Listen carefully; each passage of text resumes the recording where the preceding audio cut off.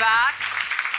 Welcome back, everybody, to day 2 of BoF Voices 2024. I'm Imran Ahmed, founder and CEO of the Business of Fashion. It is a pleasure to welcome you back to our global live stream from here in the beautiful English countryside. This morning, we will dive into the fashion system and hear from some of the industry's top designers, entrepreneurs, and executives. Together, we'll explore the industry's most pressing issues, from the precarious state of luxury e-commerce to how rising temperatures are threatening fashion's supply chains. And to conclude, I'll sit down with one of the most talked about young designers in fashion, the online sensation Simon Porte-Jacquemus.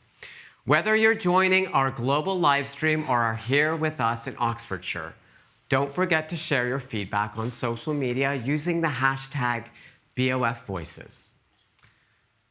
On Monday, more than 300,000 subscribers to the BoF Daily Digest newsletter received our State of Fashion 2025 report, a comprehensive analytical forecast for the year ahead, authored by McKinsey & Company and BoF Insights. As always, our joint working team has worked hard over the past 6 months to identify the 10 themes that will define the fashion industry in 2025 across 3 distinct buckets: global economy, consumer shifts, and the fashion system. We have used proprietary data sets, a global executive survey, and consumer insights across 4 countries to bring these themes to life. And to discuss our findings, it's my pleasure to welcome Gemma Daria, global leader of McKinsey's apparel, fashion, and luxury practice.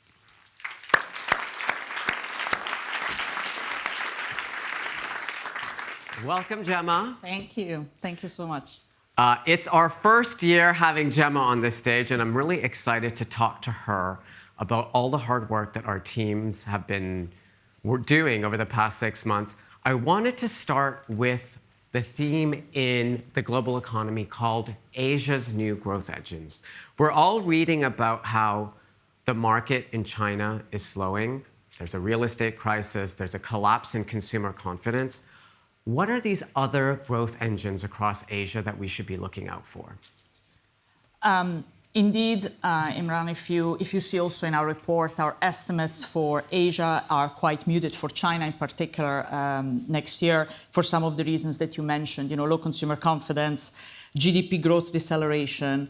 But there are some, very bright spots. And one of the ones that we're going to also hear about a bit later is India, for example.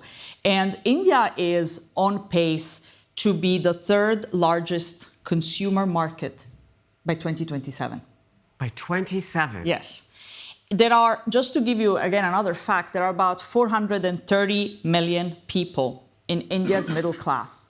This is more than the middle class of US and Western Europe combined. So, and 2/3 of these people, of the population, are under the age of 35. So just think about the sheer potential of this place. That being said, we also highlight in the report that there are some real challenges that need to be overcome by brands to grow in a market such as India. And I'll just list such, a few infrastructure challenges, high quality real estate, last mile delivery, or, partner selection and operating model. Many brands are still grappling with what is the go-to-market strategy for that is appropriate to India. Local consumer dynamics. I mean, this is a market that, for example, 44% of consumer spend is on jewelry, relative to 13% for the rest of the world. It's a completely different, dynamic. 9 of the top 20 apparel brands are domestic brands. So again, just thinking about how do you think about this market strategically is very important. Japan is another market that we also look into, that we're very optimistic about. We have some very high double-digit growth in luxury spending expected next year.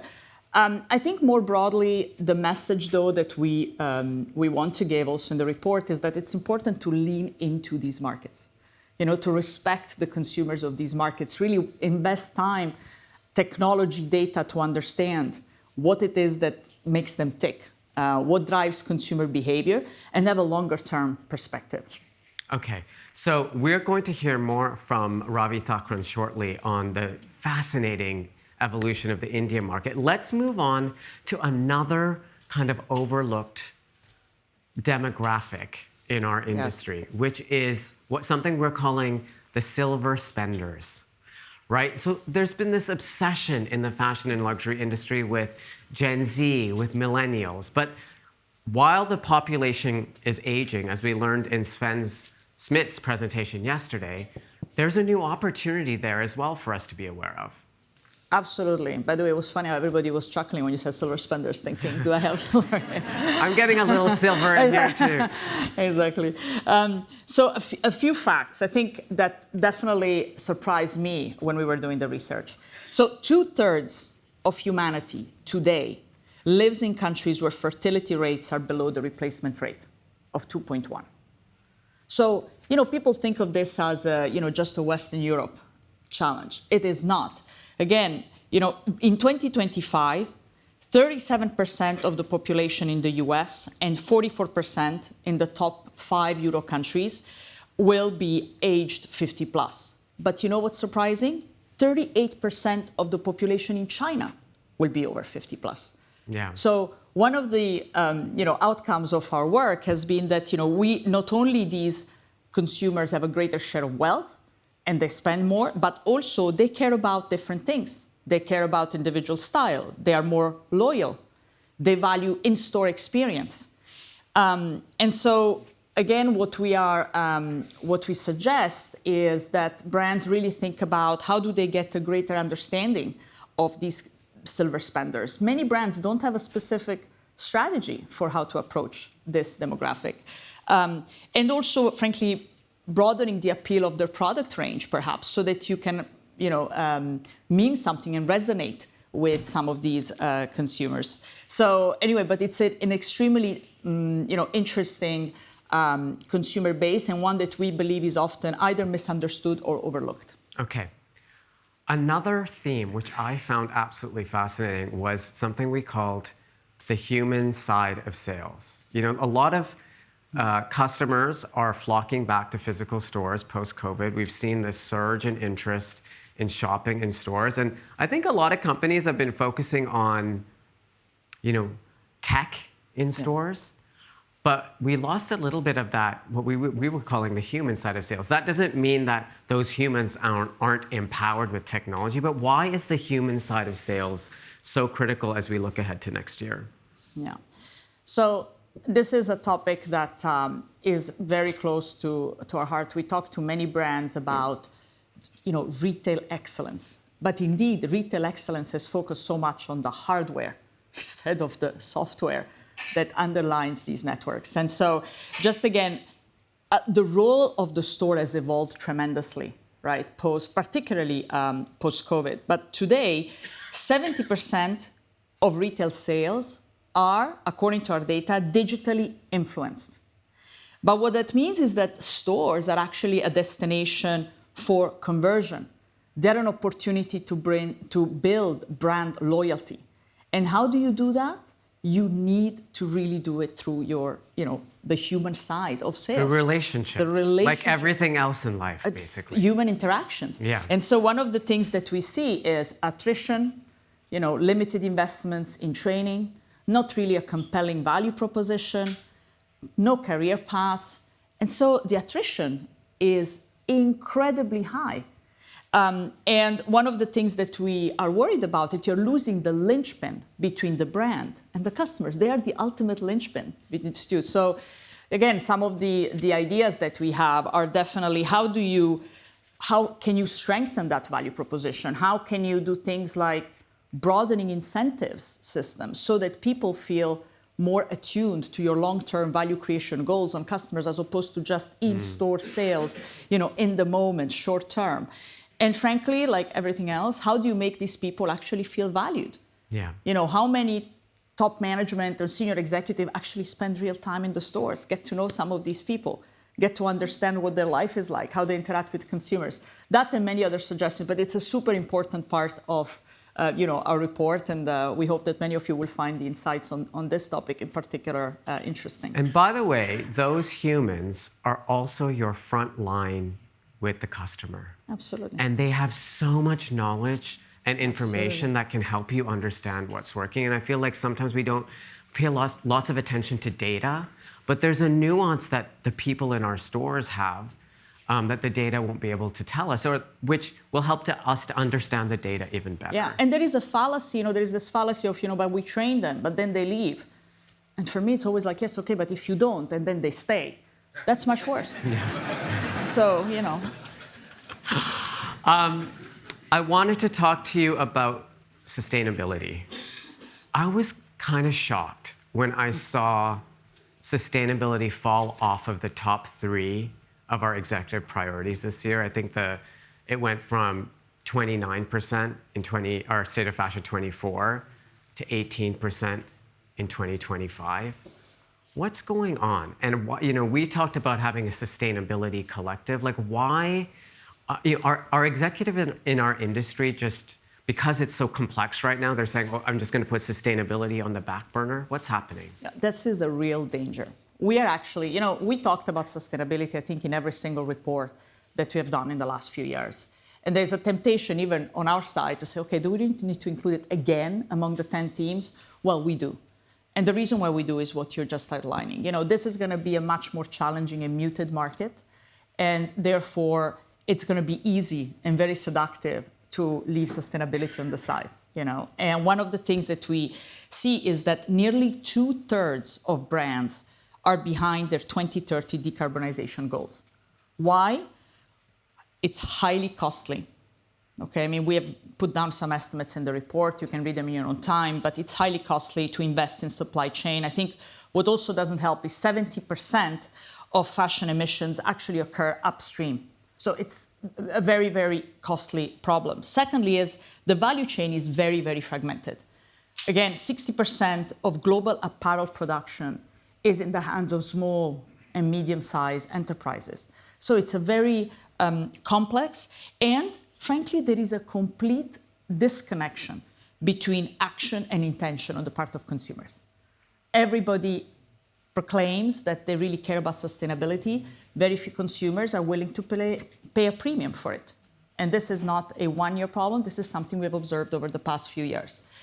And so, the motto of our sustainability theme this year is an action-oriented collective model. Because this is not a problem that can be solved by any one brand alone, and definitely not without involving actually an orchestrating. We're saying, brands can actually be value chain orchestrators. They can help share costs and risks, partnering with, traceability providers, but definitely with suppliers.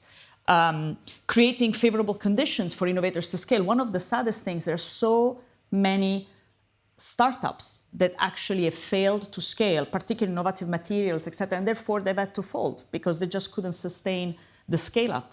And third, also, frankly, stepping up capabilities. And something that was quite revealing for us is how little granularity of data exists in companies about these cost abatement curves. Well, where can you make the greatest difference? This is not the spray and pray approach. It has to be targeted. It has to be done in concert with others. And so we hope that this does not fall off the back seat this year, in spite of the challenges in the market. But we also hope that brands take a much more ecosystem-like mindset, if you will, and action-oriented, driven by data, and supported by many other players that can make a difference. Okay. Gemma, thank you so much. You gave us something to be optimistic about, but a lot to think about as well as we look ahead to 2025. For those of you watching the live stream, if you haven't yet downloaded your copy of the State of Fashion 2025, click on the link in the chat window. Thank you so much, Gemma. Thank you.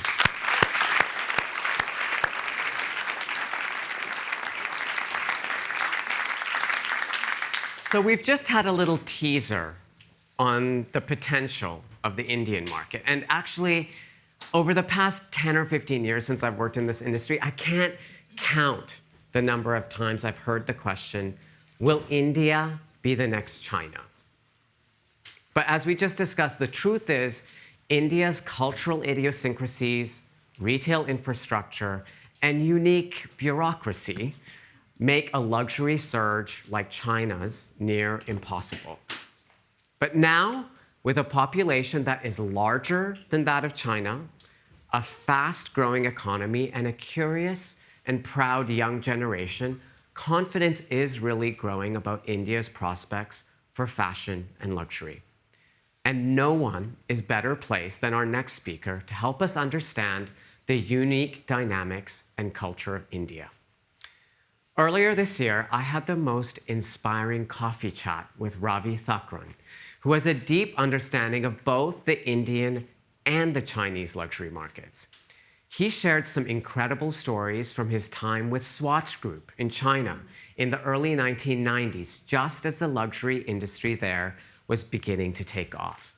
For 21 years, he held leadership roles at LVMH, eventually becoming its chairman in Asia and chairman and managing partner of L. Catterton Asia.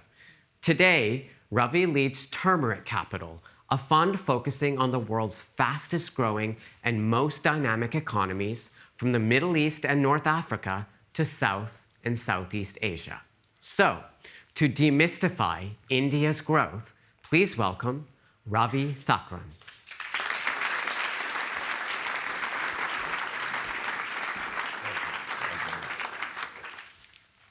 Friends, so today we'll talk a little bit about the Asian macro, then about China as a benchmark, because often people ask, will India be next China?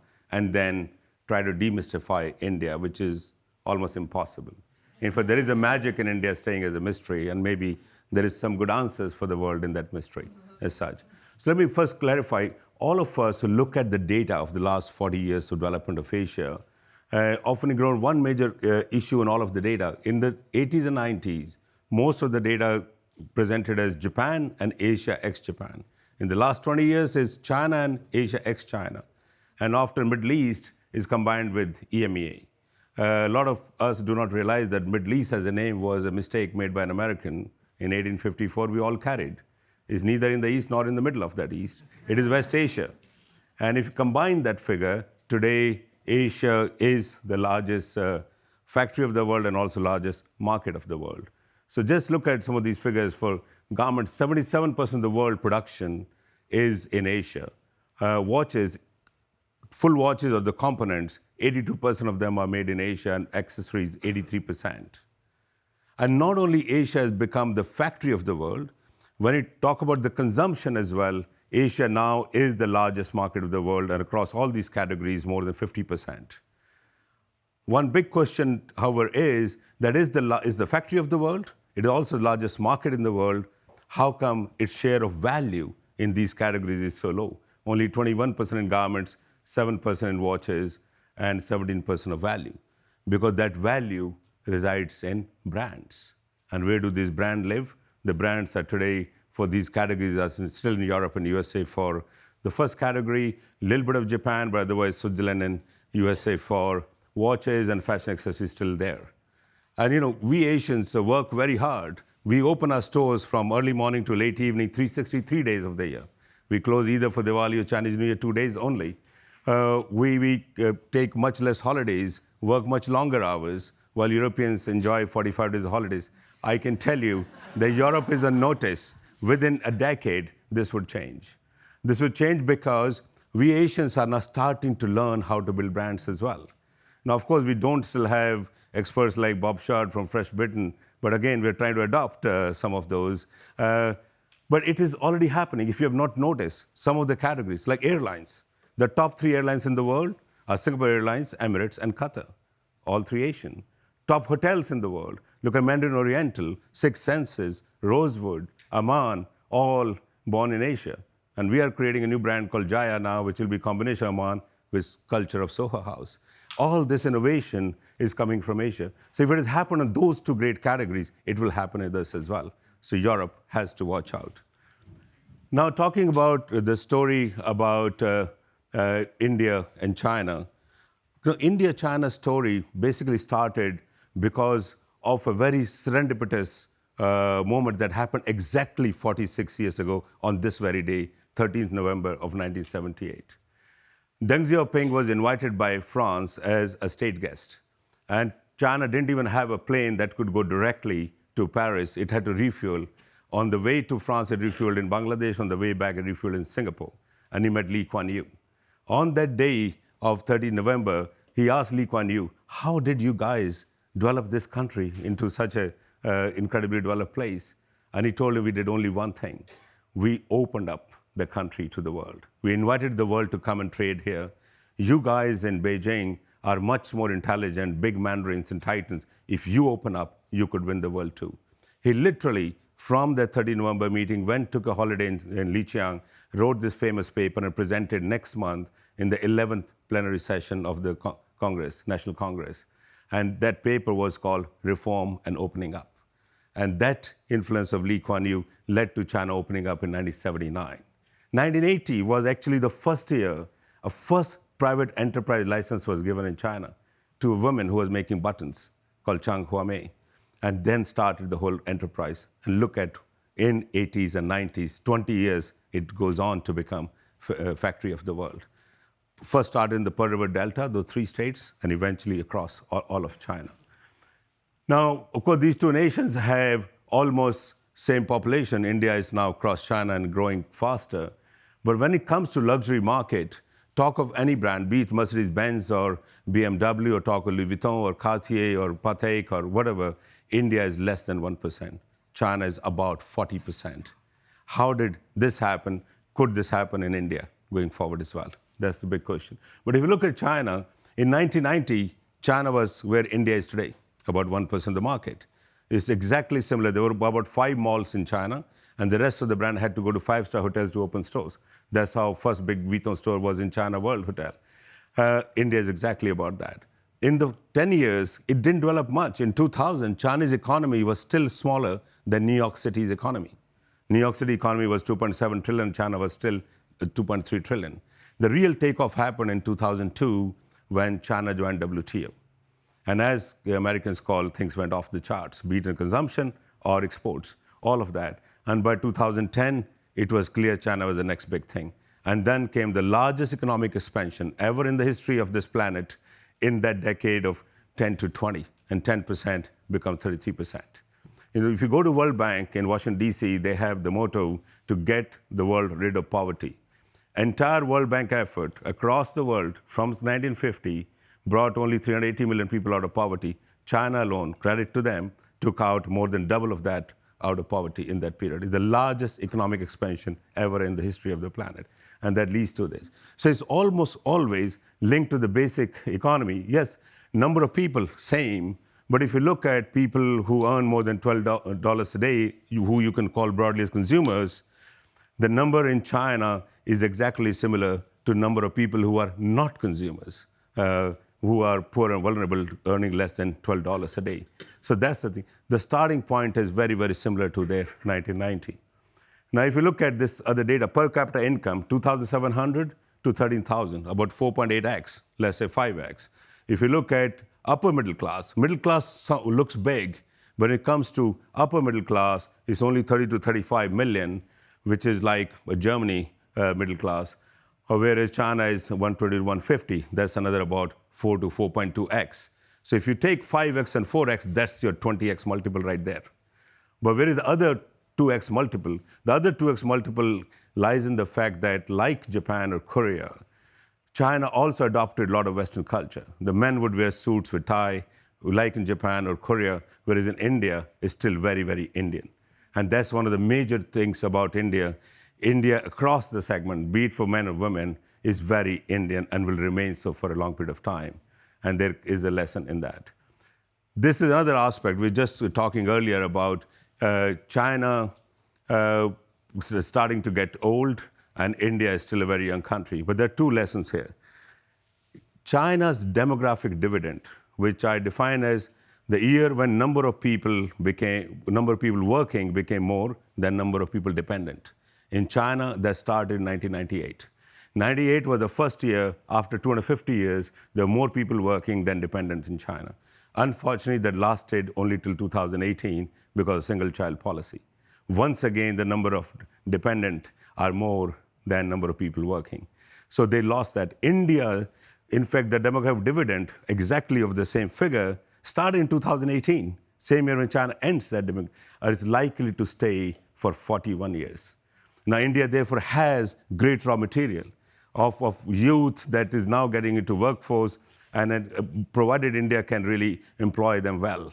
That is India's challenge. India is today, has very large number of people unemployed or partially employed. On the other hand, the other lesson here is China getting old, not necessarily bad, as you saw in the previous presentation. The older generation having less money to spend on kids, having less money to spend on new homes for new kids, could spend much more on themselves. Not only that, China's real problem today is not consumption. China's bigger problem today is the property market. Ever since China became, from 1980 onwards, the home ownership was it didn't exist in the country. 73% of the household investment, 73% went into property in the last 40 years. This is the highest in the history of the humankind anywhere in the world. And that market overbuilt, and today you have an issue that 33% of the economy, which is the property market, is moribund. 7 of the top 10 property makers are likely to go bankrupt. And Chinese government has decided not to bail them out, but let the pain be absorbed by the economy. So yes, it will be 2 or 3 years, or probably 4 years of pain that China will have to go through. The second issue is China is facing geopolitical challenges across the West, particularly Trump's election clearly signifies that there'll be bigger challenges for China. So therefore, anybody who's involved in export-led economy is likely to face headwinds going forward. But yet China is growing. How is China growing? By the way, China was smaller than New York economy in 2000, but now it's $18.3 trillion economy and is growing at a slow rate, 4%, but still that is higher than rest of Asia's growth overall. So what is growing in China still is a consumption. People are richer, people are consuming better. Yes, it has stalled for the time being and it's less consumption in luxury because you need good mood, which doesn't exist today. I think 2-3 years from now, China will go through this cycle and come back better. So do not count the dragon out. Dragon will remain important, and therefore in all your strategies, do not start taking that out.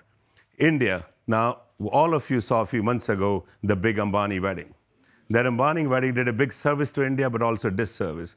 Big service, I put India on the map, put Indian luxury on a show. Yeah, from Kim Kardashian to Mark Zuckerberg, all adorned in Indian attire, showing up there was great. The disservice was the aspect that they live in a 2 billion home, 4 people living in 400,000 square feet of space, right next to the most densely populated, largest slum in the world. I hope Mr. Ambani will take on the mantle of another gentleman who lived in the same city in 3-bedroom apartment, Mr. Ratan Tata. He managed the equally large empire, and he gave away in his lifetime $102 billion to charity, more than Bill Gates and Warren Buffett together. I really hope he takes on that mantle going forward, because India needs that service. Another aspect, now beside India being different, within India, India is very different. And here I'm just describing 4 major arenas of India, but within each of those is also very different. So north of India is all about pomp and show, living for the day, overspend.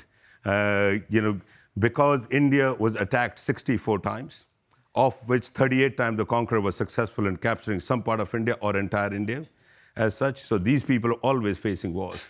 Who knows about tomorrow? Live for the day today. So the south, on the other hand, was very protected. And people in the south live very different life, but they live very, very subtle luxury.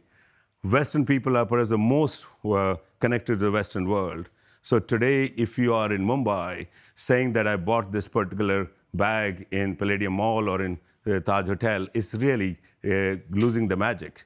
You want to say that I was in Harrods with so-and-so, or I was in Rue Saint-Honoré and I bought it there. That's what they want to do. So East, on the other hand, is the true intellectual capital of the country. Almost all major philosophers, all major scientists, mathematicians, musicians came from there. Those guys do not want to indulge in so-called luxury. If you want to sell a piano or send a violin, yeah, you go to Calcutta. These guys are intellectual to a fault, so much so that they elected a communist party to govern them for 7 times in a row in a multi-party system that was the continuously longest-serving communist government in the world. Intellectual to a fault, but true genius capital of the country even today. The other issue in India is, as in many economies, Africa and Asia, the parallel economy is very large. A very large part of that parallel economy goes into one asset class, that is land or buying apartments. Because India has severe rules to send money abroad, but for a few thousand people, they don't have Swiss accounts or Singapore accounts, and they typically put that corrupt money into land. As a result, land is very expensive. Well, land is so expensive that to build a mall and make it profitable is very, very difficult. As a result, there are only 5 malls. Unless, like in China, if government subsidizes or give free land to build malls, it's likely to remain the biggest constraint. The other issue, some of you who have dealt with India realize India also has the big issue of incredibly complex customs, very high duties, and also very, very difficult process. India has got its act put together to really open up on infrastructure and also open up its regime. The other question is not only for general fashion, but is India ready for luxury? You know, once Bernard Arnault told me that you cracked China, but being Indian, how come you didn't ever crack your own market? And I told him that LVMH is not luxury enough for India. And he said, yeah, right. And I said, no, Mr. Arnault, I'm actually serious. And then he goes, why do you say so? I said, there was a time when India is a great market for luxury. There was a time when Louis Vuitton sold almost quarter of his sale to India. Cartier sold about 1/3 of his sale to India. But if you go to Cartier headquarters, there's Maharaja of Patiala's picture on the screen with a tutti frutti necklace. It was Indianized jewelry. Maharaja of Kapurthala was the largest collector of Louis Vuitton trunks. Almost every trunk was made for some particular Indian practice. And that Indianization was very, very important piece of that. Even from UK, Rolls-Royce sold the largest number. First air-conditioned car, first Phantom were all delivered to India. And those were all Indianized in their look. When Birmingham was the biggest center for luxury, a lot of people would not believe that England was ever a center of, it was. And there was a company, a Baccarat equivalent of the time called Osler, for making crystal chandeliers, and all Nawab of Hyderabad and Maharaja of Udaipur, they will send something made in wood to Birmingham from India, so they could copy the same design in crystal and sand. So that has always been a big element. Indian luxury will always remain very Indian. Unless you Indianize, unlikely to crack that market. And you saw in Ambani wedding that aspect. So across the spectrum, be it youth, and you see that not just in Bollywood, every aspect of Indian life. And that is why if Kim Kardashian wore a Western dress, would have looked like a sore thumb. Same for Mark Zuckerberg. So that is India for you. The other aspect of India, I would say, as McKinsey report clearly said, that India, given it has got large youth population, now they're getting into workforce a large way, and they're becoming a big consumer. But bulk of that is value for money consumer. So if you are a value for money player, you certainly, Louis Zara or Nike or H&M, that's a big market for you. Of course, the constraint of mall still remains. If that can get cracked, that's a big play. The other part is Western luxury, particularly accessories, can still do. So we might make a great costume, but don't make good shoes, so you then buy Baluti to go with Indian. And the same thing is true for women with their bags and all. But when it comes to jewelry or garments, it's very, very difficult for Western brand unless they invent. Hermes made a sari collection. Dior made a sari collection. It was sold within a week. Within a week. And I wonder why they didn't do another collection after that, because that was more done for the launch, but not followed up on that one. They cleared the lesson. Customized to Indian way of life, so it's not only basically the look. India, you take Dior home, maybe there are 5,000 Indians who can fit into that. Ergonomics of our bodies are very different. There is only one company that has done the study very well, which is Marks & Spencer. Marks & Spencer has M&S standards. They're the only ones who study the ergonomics of bodies across Asia, not just India. So those who are into manufacturing try to adopt those standards. They have the best information.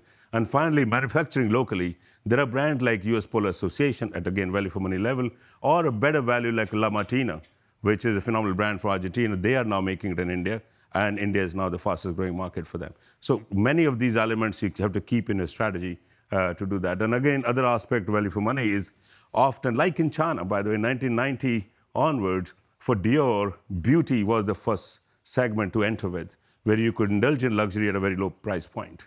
And that's how India could also be started in those segments first: beauty, accessories, and onwards. So overall, India has got its act together to put going forward, but brands also have got their whole agenda in front of them, what to do. One, to Indianize; second, to customize. Both are essential, otherwise not likely to win in India. Second part, if, for example, if you are Omega watches, you will sell more Constellation, which you can see from a distance to north, but you'll sell DeVille to the guy in south. If you're Patek Philippe, you'll sell Nautilus to the guy in north, and you'll sell simple strap watches in the south. And again, as I mentioned, if you're Stanway and Sons, you would go nowhere but go to Calcutta. So in this, adaptation is very, very important as well, part of India. And India, again, as you said earlier, stupendous growth. It's right in front of us, but bulk of that growth is led by very young population, yet with a very low per capita income, and therefore bulk of the play is an aspirational. So if you are in aspirational play, go to India today, this will be your biggest play going forward. In luxury, you still have to work. So Slumdog could become very much a millionaire, and all of you could have a great play in it. But there is one last thing I will leave with. India has to make sure, particularly Mr. Modi has to make sure, they do not make this geopolitical darling into a pariah if they make the democracy into illiberal democracy. As Tina Brown yesterday said, India is going in the wrong direction on that front. You may lose that status. The second message to all of us, while we are trying to make India adapt the West, I think there is a message for the West to adopt from India. Two most famous Indians ever have still very relevant lesson for us today. Buddha, who said, all your unhappiness comes from your desires. Less desires, more happiness. And second, Gandhi. He gave up his Savile wardrobe and Northampton shoes. When he died, he had one attaché case with 3 dhotis made with self-spun cotton dhotis, 2 pair of shoes, 1 pair of eyeglasses. But he still made it to Time magazine's cover as Man of the Century. So we can adopt a little bit more of Gandhian, simple living, high thinking. Thank you.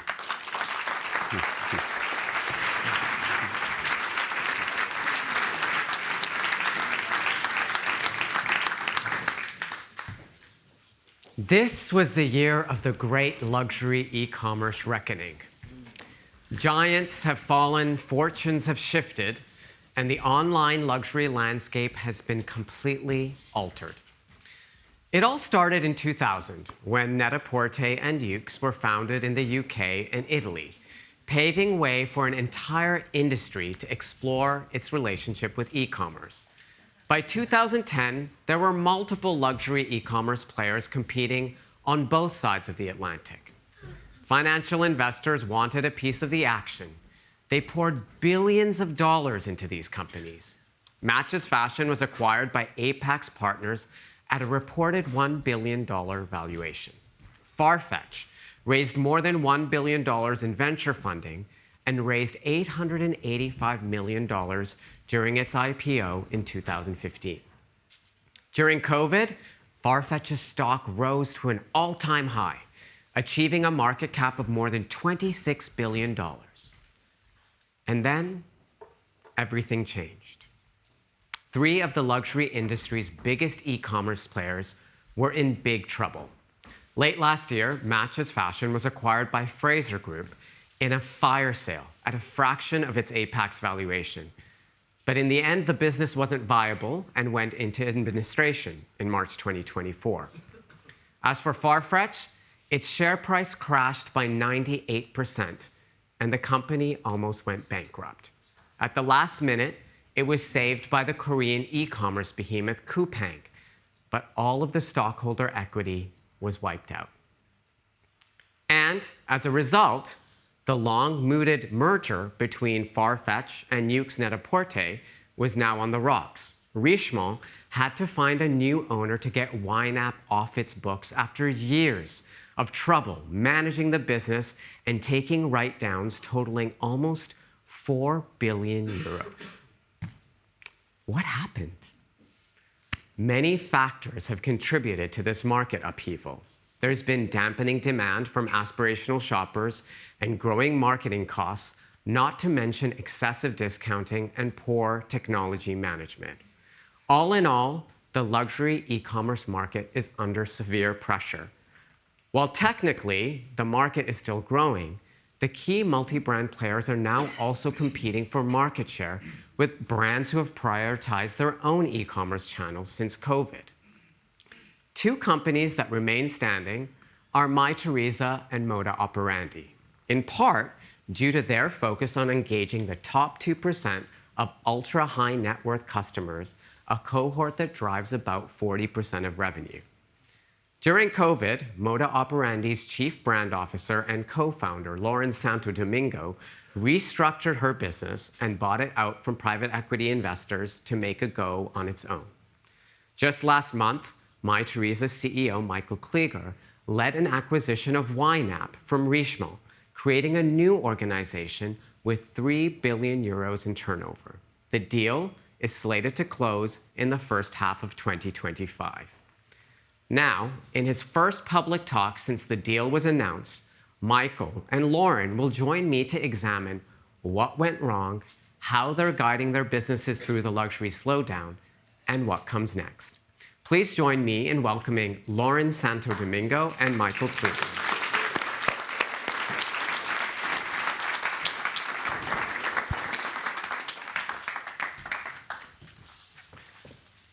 That was dramatic. Yeah, rumors of our demise have been greatly exaggerated. Okay, well, let's get into it. Before we talk about all of the stuff that you guys have been working on in this extremely complex operating environment, I want your very quick take of what you think went wrong. I went through some of it very quickly, but what were the maybe one or two things that you think were most significant? Michael, let's start with you. I mean, I think you summarized well what happened in terms of the outside pressures. And if I have to distill it, many companies were just not prepared for that something like that could happen. And I think, did we know this was going to happen, this sudden slowdown in aspirational demand? No, but I think we were well prepared. No debt, high variable cost, and understanding which customers are profitable, which are not. So we had to react like anyone else, and we did react, but we were at least better prepared. I mean, high level of debt and inflation and high interest rates, you have a problem. Suddenly you need cash, a model that was never cash producing. So I think the essence was we had to deal with all the pressures also, and we felt them, but we were more prepared, I would say. But did you think the underlying, or do you think the underlying business model, like leaving aside some of these external factors like inflation and high interest rates and high levels of debt that some of these companies had taken on, the underlying business model, you still believe in it? I absolutely believe in it because there is a consumer that wants to shop like that. It's like in the late 80s, every airline in the US was in Chapter 11. But no one said, will people fly? Of course they fly. But the players at that time hadn't understood what the customers want, and then there came some new entrants. And so there is a huge demand of professionals working less time. They want to consume luxury. They want to buy it. I think we're in a cycle. There's not a structural challenge, but as a company that wants to serve customers, you need to find the right model and to fine-tune. And if you had it yesterday, doesn't mean you have it tomorrow. And that's the traditional game. So I don't declare that online luxury is over. On the contrary. Okay. Lauren, what's your take? What went wrong? You have a different vantage point, smaller business, maybe had to navigate some other challenges because some of the investors, the types of investors that I mentioned were, invested in your business. What went wrong from your point of view, and how have you navigated the last 12 to 16 months? Well, our focus has always been connecting the best designers with the best customer, understanding the customer, understanding the industry, has always really been at the core of what we do. And I think we saw private equity enter our space. I think, a lot of really clever guys in suits thought, how hard could this be? And, maybe approached it with the same way as, say, they had success with a grocery chain in Canada. Suddenly the thought that they could apply that logic to fashion because the product is seasonal, of course. And we saw that that is not the case. And the people that really know this business and this industry and understand this customer are the ones that are going to succeed. So, given that you're both clearly believers in this sector, I want to know what you're doing now to withstand some of this pressure. There's still a depressed market when it comes to aspirational customers. There's still kind of consumer shock from high prices, which we learned about yesterday. Prices on average have increased across the board for aspirational customers around the world, like 20, 25%. So what are you doing now, Michael? We'll talk about the merger in a minute, but in terms of the operating model of Mytheresa, which ever since I met you, I was always really taken with your focus on long-term value of customers. Talk to us about that. I mean, exactly what Lauren just said. It's the customer. You need to know who the customer is, what they want, and then cater to that. And it is, of course, shifting, changing, but it's the customer. And we have, I believe, done a very good job in defining who we want to serve, the ones that consume more, but particularly more regularly. And we have seen that this customer is very resilient. They're very demanding. We see at the moment that these customers want more experiences than ever, be it in the way they live their life, sort of the amount of clothes and accessories we sell for going on vacation has doubled. But they also expect from us more experiences than just access to product. And that is, we have very privileged in serving these top 3%. They are resilient. I mean, the mood is good. Stock market's up. Real estate, except for Asia, is stable. Commodity prices are up. So it's not that they're not willing to spend, but you have to be attractive. You have to create desirability. And that is the essence. If you pin it down to like financials, it's exactly what he said. You can invest a ton of money in attracting customers and entertaining customers as long as you have the customers that over a long period of time spend. And since 2015, I mean, we have a cohort model. The cohort of new customers of 2015 are still each year spending more for the last 9 years. So this cohort that we attracted in 2015 in totality is still growing. And if you have a model that works like that, you can still screw up, but you're fundamentally in a good position.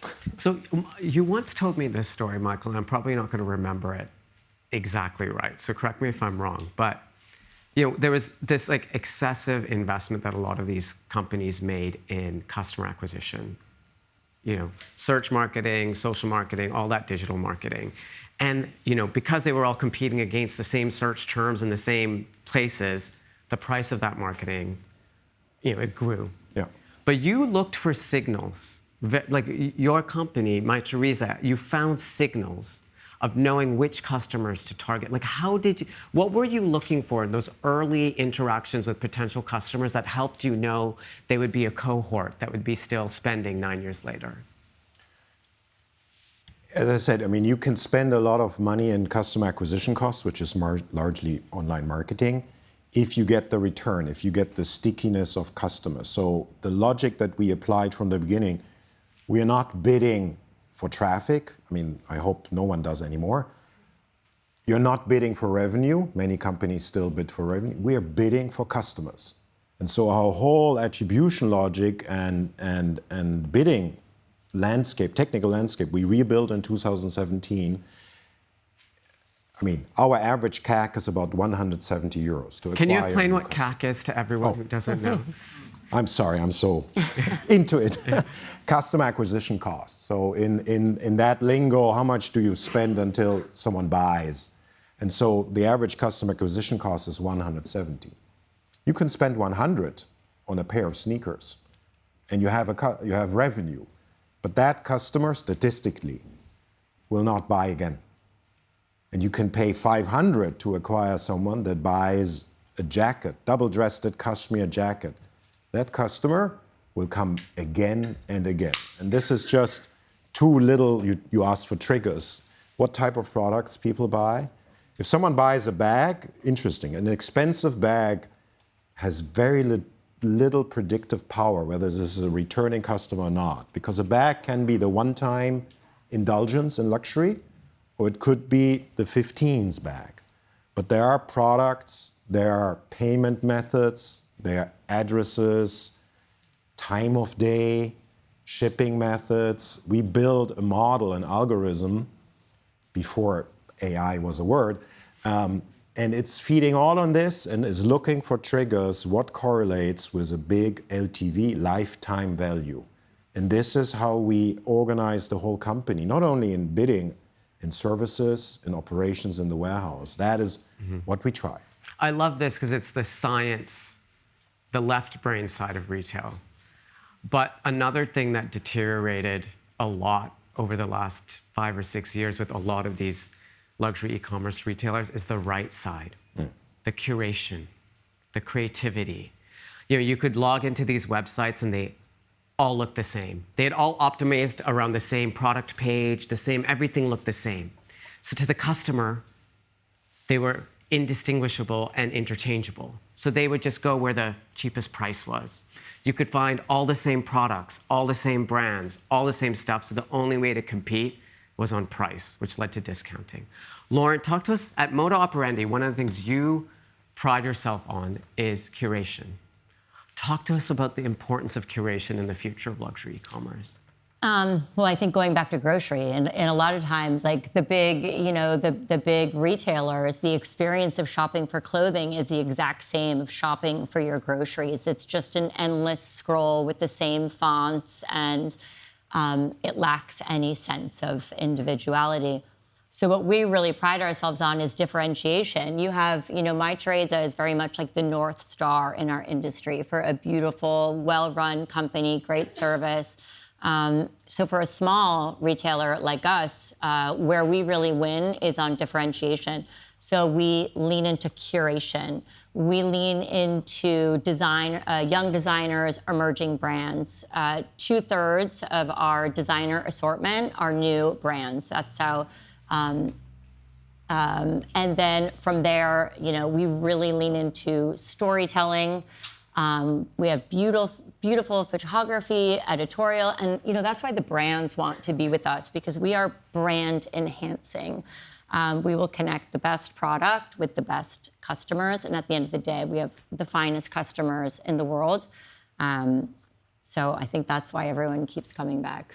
Talk to us about your customers, because I was talking in the intro about that small cohort of customers that both you and Michael have kind of gone after, but in very different ways.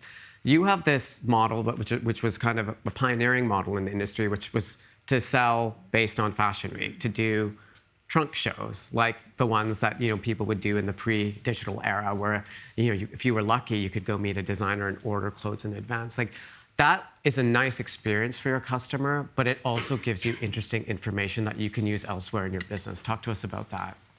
So yes, we do 600 trunk shows a year. That's a big differentiator for us. So the runway shows happen in New York, London, Milan, Paris, where we're photographing the collection, and then we make it available to our customer. That's an incredible customer acquisition tool, because it's a very small subset of women who are going to want to shop the most expensive pieces from the runway, pay for it 6 months in advance, and wait for it. So right there, without an algorithm, without an AI, we know that's the best customer. And with that, it also gives us an incredible amount of data.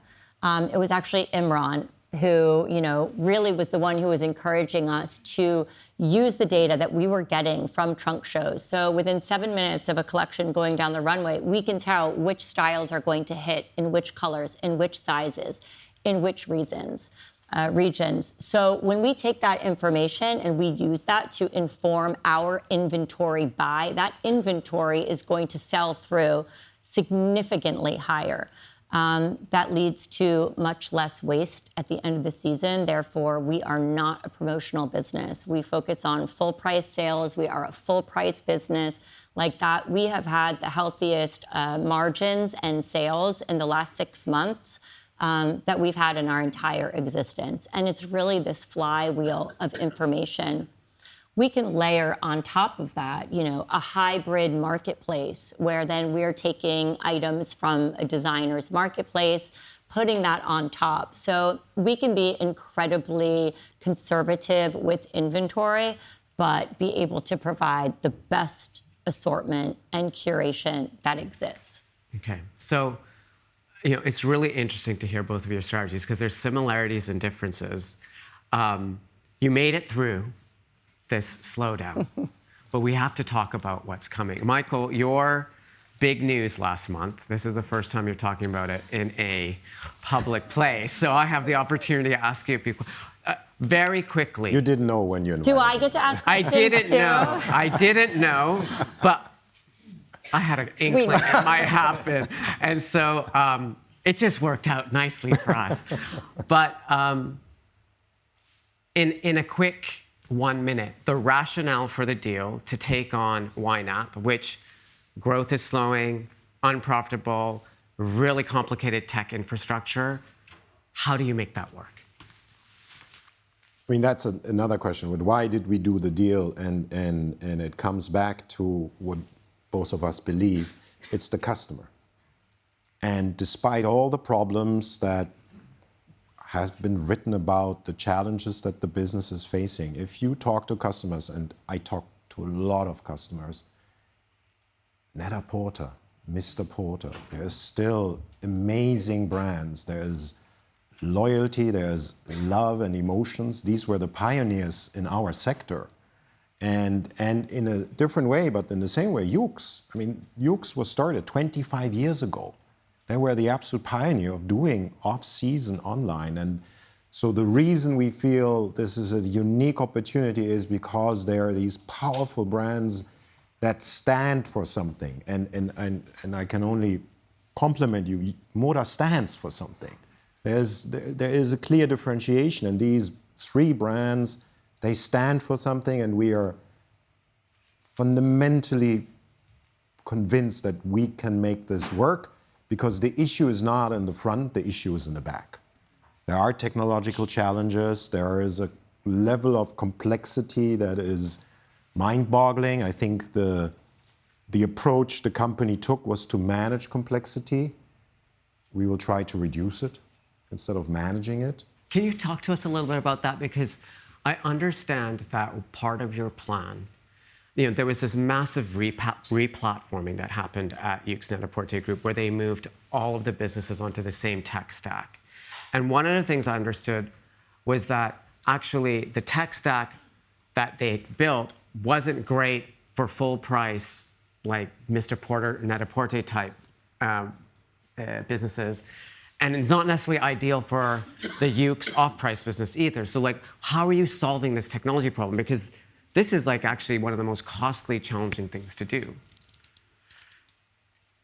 You're absolutely right, and just let me know, it's not approved yet, so it's a pending deal. I said that in my intro. So our idea is, and I think the landscape you described is even more complex, because that infrastructure, that joint infrastructure they created, was also intended to serve the services part. So with the same technology, they were and are serving other people's online shops. So maybe on paper, maybe not even on paper it made sense, but it's just not workable. And you need to separate. You need to give the different businesses the tech stack they need, because then you can reduce the complexity. It has been announced already that the services business is going to end. I mean, that has been initiated before even that transaction was agreed. And by separating, we can provide the off-price business a much slimmed down, streamlined solution. And then, of course, the big question for any investor was, what do you do with the luxury business? And there we have, of course, this huge strategic advantage. We have a tech stack. We have an infrastructure that serves a luxury business. And even though it is very different in positioning, the fundamental feature needs are the same. So the vision, the idea, which is a difficult exercise, is to bring the luxury part, the Net-a-Porter, Mr. Porter, onto our platform that we have developed. That is, we have launched last year in April. It's running like a charm. And it's a 2 to 3 year exercise. We have not been shy about it when we announced it to our investors. That part, but then we believe it will really unlock a power and focus. It's really about focus. Focus on your business, focus on your customers. And today there's so much energy going into the back instead of the front end, exciting customers, inspiring customers. I think hopefully that's the one we will solve for. Lauren, you said you had a question for Michael. You're probably not going to be able to answer it. I was wondering, how do you plan to differentiate the different titles? Good question. No surprise. The first basic fact, and we have announced that, is we will keep these companies separate. Separate buying teams, separate editorial teams, separate marketing teams. We are highly curated, which is great to our customers. We only carry about 250 brands in women's wear, but it comes with a cost, and it should, because otherwise you're not differentiated. We are not the website to go for emerging talent. We have a great curation of established brands. If you look for emerging talent, Net-a-Porter has about 800. And emerging talent is not contemporary. It's also luxury. There are fantastic designers, young designers that do, in terms of fabrication, in terms of material, amazing luxury products. But they're not on Mytheresa. But they should be on Net-a-Porter and are and will be. The other point is Net-a-Porter, because of Natalie, has this strong voice, this editorial leadership, always.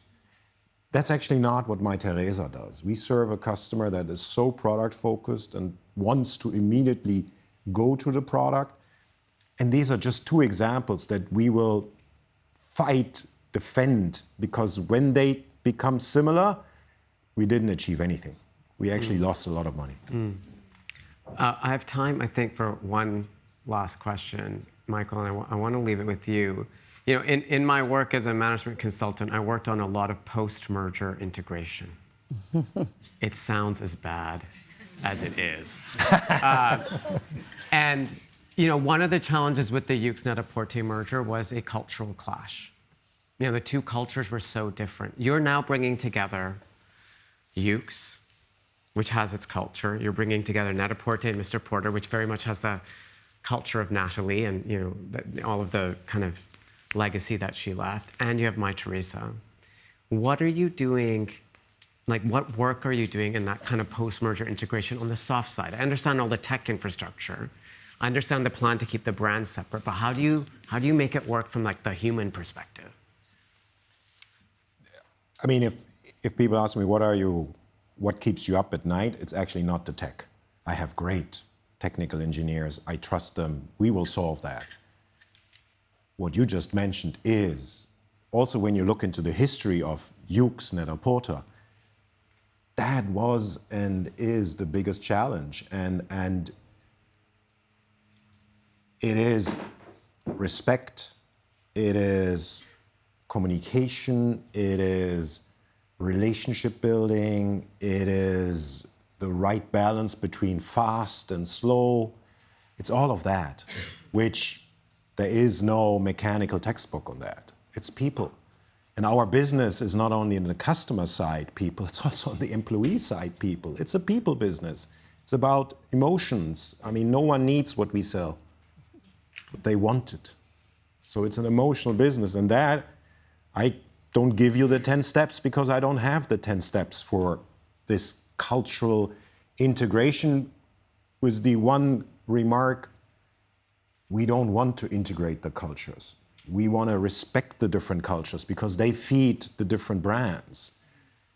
We want a company that has some operating principles, some values, but we believe there is a logic for a cultural advantage being founded and run in Bologna. I mean, Yux is a Bologna company, and it's scrappy and it is aggressive and was always that, and it's a Bologna culture. And if you think about Net-a-Porter and Mr. Porter, it is Natalie, but it's also London. Yeah. And then you have My Teresa. So don't even start, okay, I put that all in a blender. It's something very non-tasteful will come out of that. No, respect it, but still provide a framework. We want to be one company and we want to have everyone together. 3 beautiful wines all behind the same bar. I look forward to tasting that wine. I'm really grateful to both of you for sharing that. I mean, it is a lot to have navigated this environment, and I think we all learned a lot from this conversation, so thank you very much.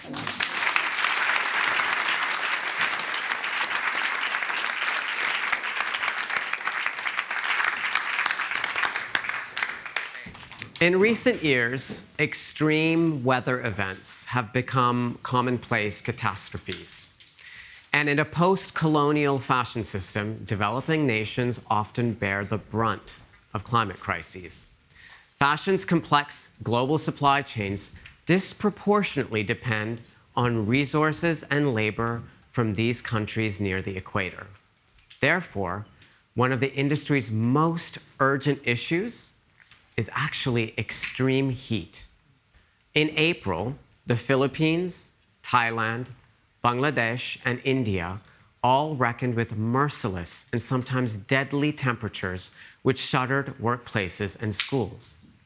According to the US National Centers for Environmental Information, Africa, Asia, and Europe all logged their warmest Julys since global records began in 1850. To discuss what this means for the people making fashion, we have from Brazil, Beto Bina, the founder and CEO of supply chain consultancy Farfarm. From Sri Lanka, Abhirami Shivaloganathan, country coordinator of Asia Floor Wage Alliance, and Laurie Parsons of Royal Holloway at the University of London, who focuses on the garment industry and climate vulnerability. And as always, we have our trusted Chief Sustainability Correspondent, Sarah Kent, here to lead the conversation.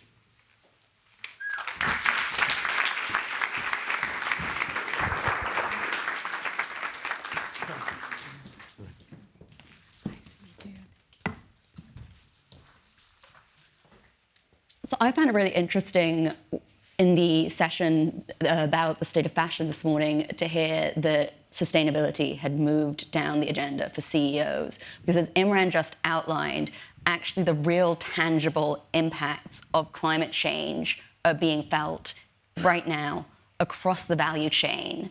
And that's having real life consequences for the industry today. And Abby, you and I were talking about this in the spring when there was record-breaking heat waves across South Asia. And you were telling me what people were experiencing in the factories and how that was affecting people working in the industry. What were you hearing? Yeah, so Asia, including Southeast Asia and then South Asia, most of the garment factories are not shaped or not in the infrastructure of those factories are not adequate enough to handle the heat waves, right? So back this spring, specifically in India, 52 Celsius was the heat of temperature in 74 years of history. So during the time, mainly in North India, most of the factories faced heat waves, the significant issues because of the heat waves. Most of the garment workers fell sick, but forced to work and forced not to take leaves, and then they had wage issues. Most importantly, they could not even able to take water break because of the high, heat wave. So these are the issues that garment workers faced during the high heat waves in India. In Bangladesh, most of the pregnant women, they faced health issues, could not able to even have normal deliveries just because they asked to work in the high heat stress, and they were not, not even able to take off. So the problem that we heard from South Asia, mainly the garment factories, mainly, like in the industry zones, they failed to accept the fact workers start falling sick just because of the heat waves and then stress, and then acknowledge the fact, like the garment workers need a break. So, that's something that we were talking about in the spring. And it's something as basic as just giving people a chance to get up and have water or go to the bathroom. Yes. That's not catered to. I think, it's interesting because there's often a perspective, these are countries where it always gets hot, but obviously these heat waves are becoming more common and more extreme. And Laurie, you've actually been monitoring this. You've been taking temperatures in factories in Cambodia. How hot is it getting? What are we talking about?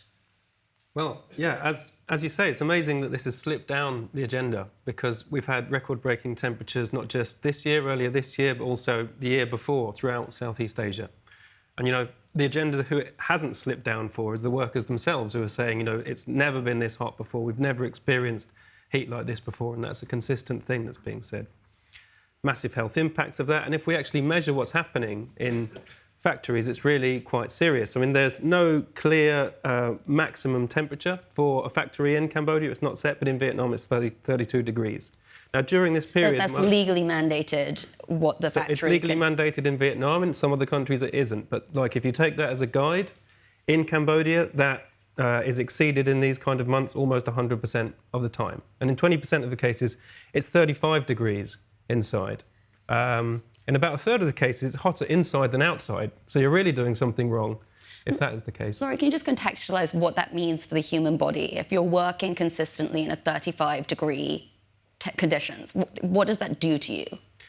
Right, yeah, so what my work tries to do is to move beyond just looking at the temperature in the room and actually understand what goes on in the human body. So the human body is very adaptable to different climates, but what we don't realise is that we actually have to do a lot of work to maintain what's actually a very kind of fragile, slim line of acceptable temperature. So when it gets cold, we put on a jumper. When it's cold, when it's too hot, we go into a breezy place, for example. And that keeps our body temperature consistently between 36.5 and 37.5 degrees always.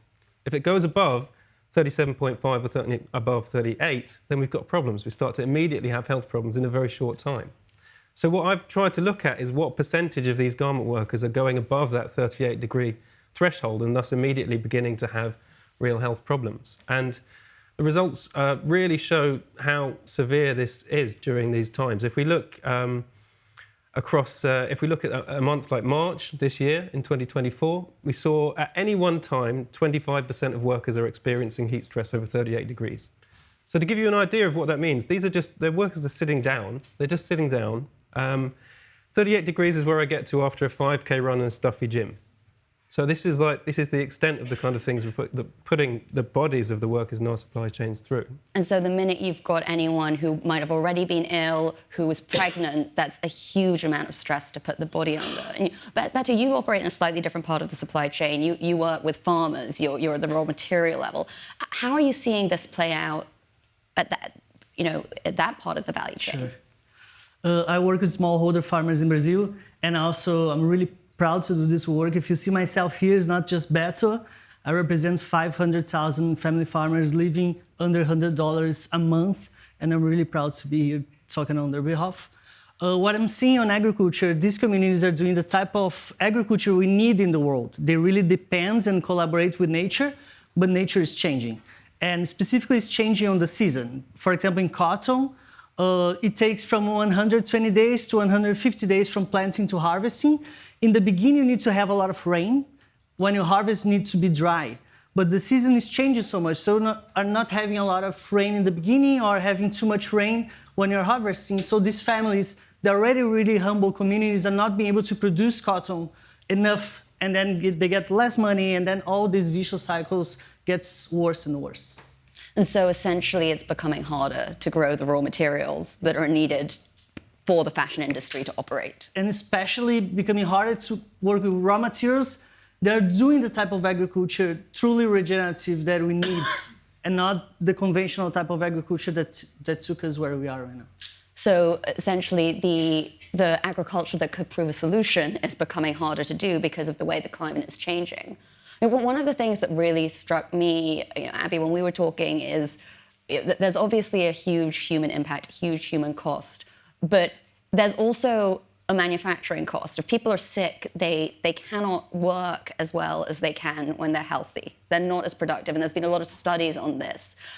When you talk to the workers, what do they say about how they're able to do their jobs when it gets this hot? So first one thing is important. Workers don't, not even workers, including the suppliers in the garment supply chains, they don't recognize heat stress as an issue. That is the most important thing. It's really fancy to listen of sustainable development, just transition. It's okay to throw all these words, but then people itself who are the victims, they don't recognize it as a problem. And then they don't want to even talk about it. As a workers, if they come and say like, oh, I have stress because of the heat, I have fever, I'm sick, they are worried about losing the wages. They have multiple issues to talk about. They have issues with gender-based violence, wages, and then they have freedom of association issues. Who is going to sit and talk about heat waves and then heat stress? They don't even recognize it, right? So that is the major issue that the garment industry in Global South face these days. So first, the workers need to recognize. So I remember talking to workers from Pakistan and Bangladesh. They're like, oh, do you know what's happening in Bangladesh? We don't need to talk about that. We don't even have wages. The government is falling apart. Flood is coming. But then, wait, we need to talk about our own earnings, not about something that someone's interest. So this sort of the outcome that we have been hearing, and it's really hard for us to say that this is a circle, like heat waves, just transition, related to the wages, harassment inside the factories, everything interconnected, but workers are not able to even talk about it. That is the major issue that we don't able to find a solution. So the people who are being most impacted aren't recognizing it or aren't connecting all of these dots, which I think is interesting to the point that we started with, where the industry too doesn't seem to be recognizing the risks they face. And Laurie, I'm curious from your perspective, why do you think that these dots aren't being connected? Why is there not an understanding that if it's 35 degrees in a factory, that is a problem? Well, you can't connect the dots if there is no dot, and this is the problem. There's just not the data. Until very recently, this has just not been seen as a serious problem by the industry. It's not been sort of on the radar of factory management programs. So even when you're inspecting factories and you've got your checklist of things to look through, it's just not there, heat. And as a result of that, the number of factories that actually have thermometers is shockingly low. And if they do have a thermometer, they might have one, which is almost useless. If they do have one, they're not going to record the data in any systematic way, certainly not upload it and make it public. But actually in Cambodia is a little bit of an exception to that, because they had the influence of the UN's Better Factories program, which has actually done systematic assessments of heat. The problem is when you actually do the research, if you have an industry which is in no way set up to cope with heat, then the results are so bad you almost want to ignore them. So with the Better Factories program, if they look throughout the entire year, about 70% of factories fail. The only ones that don't fail are the ones that happen to be tested in the coolest part of the year. And as I've said, in March and April, it's 100% of factories fail. So the news is not good. So you can game the system, though, to a degree. Exactly. Well, if you get lucky, yeah. In terms of the economic impact for the industry, we were talking a little bit about productivity declines. What are you seeing in terms of what this means, not just for human impacts, but for economic impacts? Yeah, well, I mean, as we've said, the human impacts are massive. Huge proportions of workers are experiencing really significant impacts. Over 50% of workers say they experience headaches, dizziness, just a result of doing their job. But the economic impacts are also really significant. We find, for example, across the sector as a whole, garment workers working in heat stress above 38 degrees of their core temperature are 30% less productive. If you think about that economically, that's massive. That's a third of the wage that you're paying to that worker lost because you haven't been able to keep it cool. So there's an economic as well as a human incentive to really tackle this issue seriously. Well, one of the things I found really interesting when I was reporting on the heat wave in South Asia over the spring was that it got so hot the machines stopped working. We were talking about this earlier, you think that mechanization is going to fix this. It's not, and Laurie, I think you were saying that machines are more delicate than humans. Yeah, no, in Cambodia, it's been a big narrative always that when you have the wage negotiations, the factories are saying, well, we'll just mechanize your job if you keep doing these negotiations. If you keep pushing for better conditions, we'll get the machines in. Well, it's just like, good luck with the conditions inside those factories, because the machines will just shut down. They can't work at that temperature. It's only the humans that can do it. And again, the physical cost, they bear it, but it is lasting. But one of the things I'm always curious about when it comes to the raw material side of things is that this is sort of where you would expect to see the impact play out first. You'd expect to see, you can't grow the cotton because you've got to irrigate now. Or there's been, there were huge floods in Pakistan a few years ago, wiped out a massive amount of the country's cotton crop. And yet there seems to be a huge amount of resilience in global supply chains. How long do you think that could last? I think my feeling is that, especially in the smallholder farmers, they recognize what's happening and they understand. I feel that the fashion industry has not recognized yet the problems. One important thing for me is that when you think about supply chain, this shouldn't be called externalities. Some consultancy companies call it something that is out of the business, but should be something that is part of the business and the brand. If you're a fashion brand buying cotton, you're part of the agricultural industry. If you're buying leather, you're part of the beef industry. Buying viscose, you're part of the forestry industry. You're complicit with these industries, so you need to start to recognize that this is part of your business. So I think it would take as long as we understand that we are all this ecosystem and it's integrated and feel responsible about it. And share those risks. Exactly. So what are the solutions? Beto, I'm going to start with you. What could be done better? What could change? On one side, brands need to be committed as a catalyst to develop these new supply chains. On the other side, it's really expensive. They cannot do by themselves. But thinking as a supply chain, as an ecosystem, you can bring philanthropic capital, you can bring public policies, and you can think internally that's not a job from the buyer or the supplier. That's a job from innovation, from marketing, from sustainability. If you bring these teams together and develop as an innovative project to start this new supply chain, especially with smallholder farmers, they're doing the type of agriculture that we deserve, that could be amazing for everyone. Marketing teams could get their content, sustainability could get the data, research and development could get new materials, and then you can build a supply chain. But that's the point. This supply chain needs to be built, and private companies, fashion brands, has this role and opportunity to be the one creating these new supply chains. It's this idea of collective action, but also really operating in new and different ways. And I think it's a little bit of a different story on the manufacturing level, because there are things that can be done today that can really make a difference to address heat. And Abby, I'm curious to hear from you what those are. Any guess?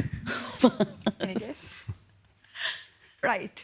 The collective bargaining power the worker should have in the ground level, the factory level, or the plant level. How is possible? The freedom of association should need to be ensured, where the members or the factory workers should be able to talk, to be part of the union, to advocate, to fight for their rights with the factories, management, even the biggest players is the fashion brands, right? First of all, the workers should need to recognize it's a problem, it's a nature problem. They should be able to talk. To whom that they need to talk? They need to talk to the unions, they should be part of it. And then as a collective, they should be able to talk to the supplier and, of course, able to talk to the fashion brands. So the fundamental tool of freedom of association is not yet guaranteed in global South countries, especially in garment industry. The union busting is the famous term compared to even just transition in South Asian countries. So we need to ensure that that is something where workers should be able to talk, okay, I feel sick, this is a problem. I need to find a solution. I need to talk to the factory management. For that, they need to have sort of a collective bargaining power, which is not ensured. So from my perspective, the freedom of association should be ensured to have a collective bargaining power to talk about this. Which is really interesting because that's a solution that's been talked about in relation to many, many different challenges that the industry has faced. Laurie, when we were talking earlier, you sort of drew this distinction between the issue of mitigation and adaptation. I wondered if you could unpack that a little bit. Yeah, I think this is really important. So almost every brand, every garment apparel company has a sustainability policy of some sort. But almost all of them are focused on what, from the perspective of climate science, is only one half of this debate. So in climate science, we have the mitigation side, that's decarbonisation, reducing our carbon emissions, and the adaptation side, that's what we actually do for the populations that are affected by climate change. There is an infinitesimally small amount of sustainability policies in this industry that actually focus on that other half, actually what is happening with the workers. So if you have your sustainability policy and you're proud of it, but it doesn't feature that bit, you're missing so much. And that is hugely important moving forward as we realise just what a big issue heat is. Well, and especially because this is happening now. You can try and bring down emissions in the future, exactly, but you have to adapt today. And I just want to close by asking, if we fail at this, if what we're seeing this year continues, what does that mean? What's at stake? And Laurie, I'm going to give you the last word because we've got no time left. Well, I think what's at stake is the productivity of the industry, the health of the workers, and absolutely, as more and more of these stories come out, the reputation of an industry, which, as these conditions worsen, is becoming increasingly, purely by these atmospheric changes, exploitative of workers who can't cope with these conditions anymore. Thank you all so much.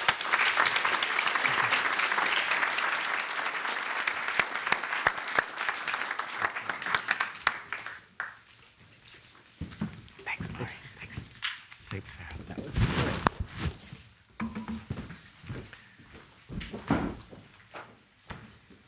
20 years ago, H&M unveiled its first designer collaboration with the late, great Karl Lagerfeld. I'm sure you all remember it. It was a resounding success. The project not only drew snaking lines of shoppers to H&M stores around the world, but it ushered in a wave of collaborations with fashion brands from Versace to Maison Margiela. Soon, other high street fashion companies got into the collab game too. But eventually, the onslaught of crossovers led to consumer fatigue, and the Swedish giant put its collaborations on pause. Much has changed for H&M, a brand that is now positioned between ultra-fast fashion disruptors like Shein and premium players like Zara. Where does this leave H&M? The group is still the second largest fashion retailer in the world, with some 4,300 stores and 143,000 employees, generating revenues of more than $22 billion a year. In January, the group appointed a new CEO, and he is here today for his first public talk about his vision for the company's future. A core part of his strategy involves doubling down on creativity and design. Please join me in welcoming H&M Group CEO, Daniel Hervé.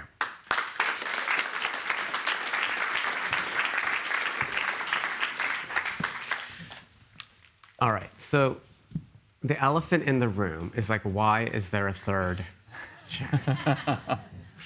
So I will get to that elephant. Daniel's here to make a very special announcement about a surprise new designer collaboration. And shortly, that designer will join us.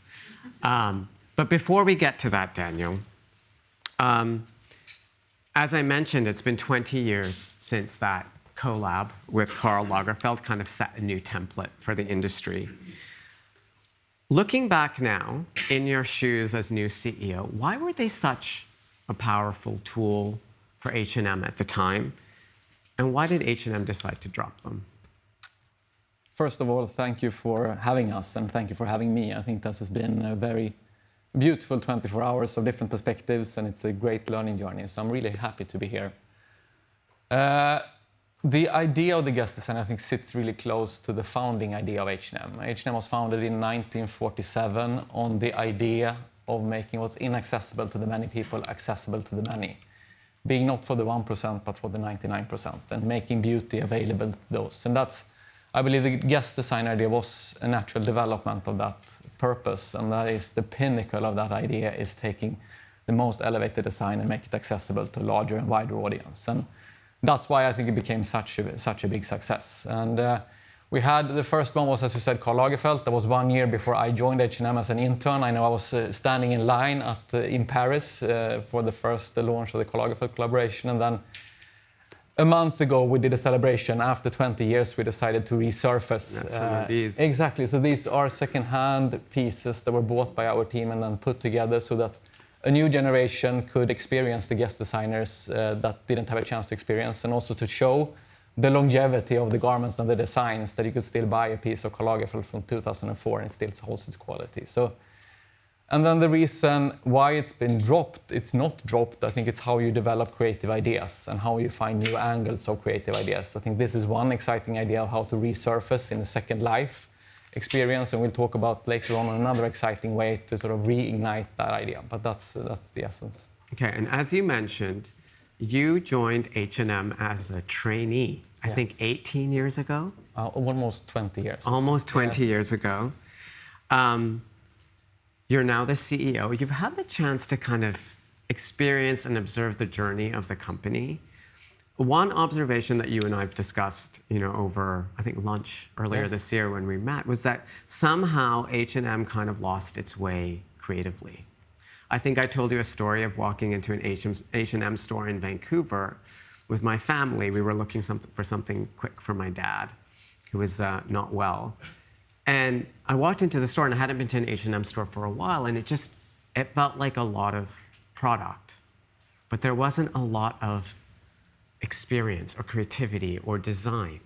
This is something that you would like to bring back. Tell us why you're doubling down on creativity. H&M is still about the promise of making what's inaccessible accessible to the many. How can we liberate everything that I think all of us in this room love about fashion, the self-expression, the creativity, it's the only art form that you wear. That we believe should not be limited to privileged few. It should not be about self-expression, expressing your personal style. It should not be a question of the size of your wallet, rather your own style. And being able to liberate that is about being in the intersection of creativity, fashion, and affordability.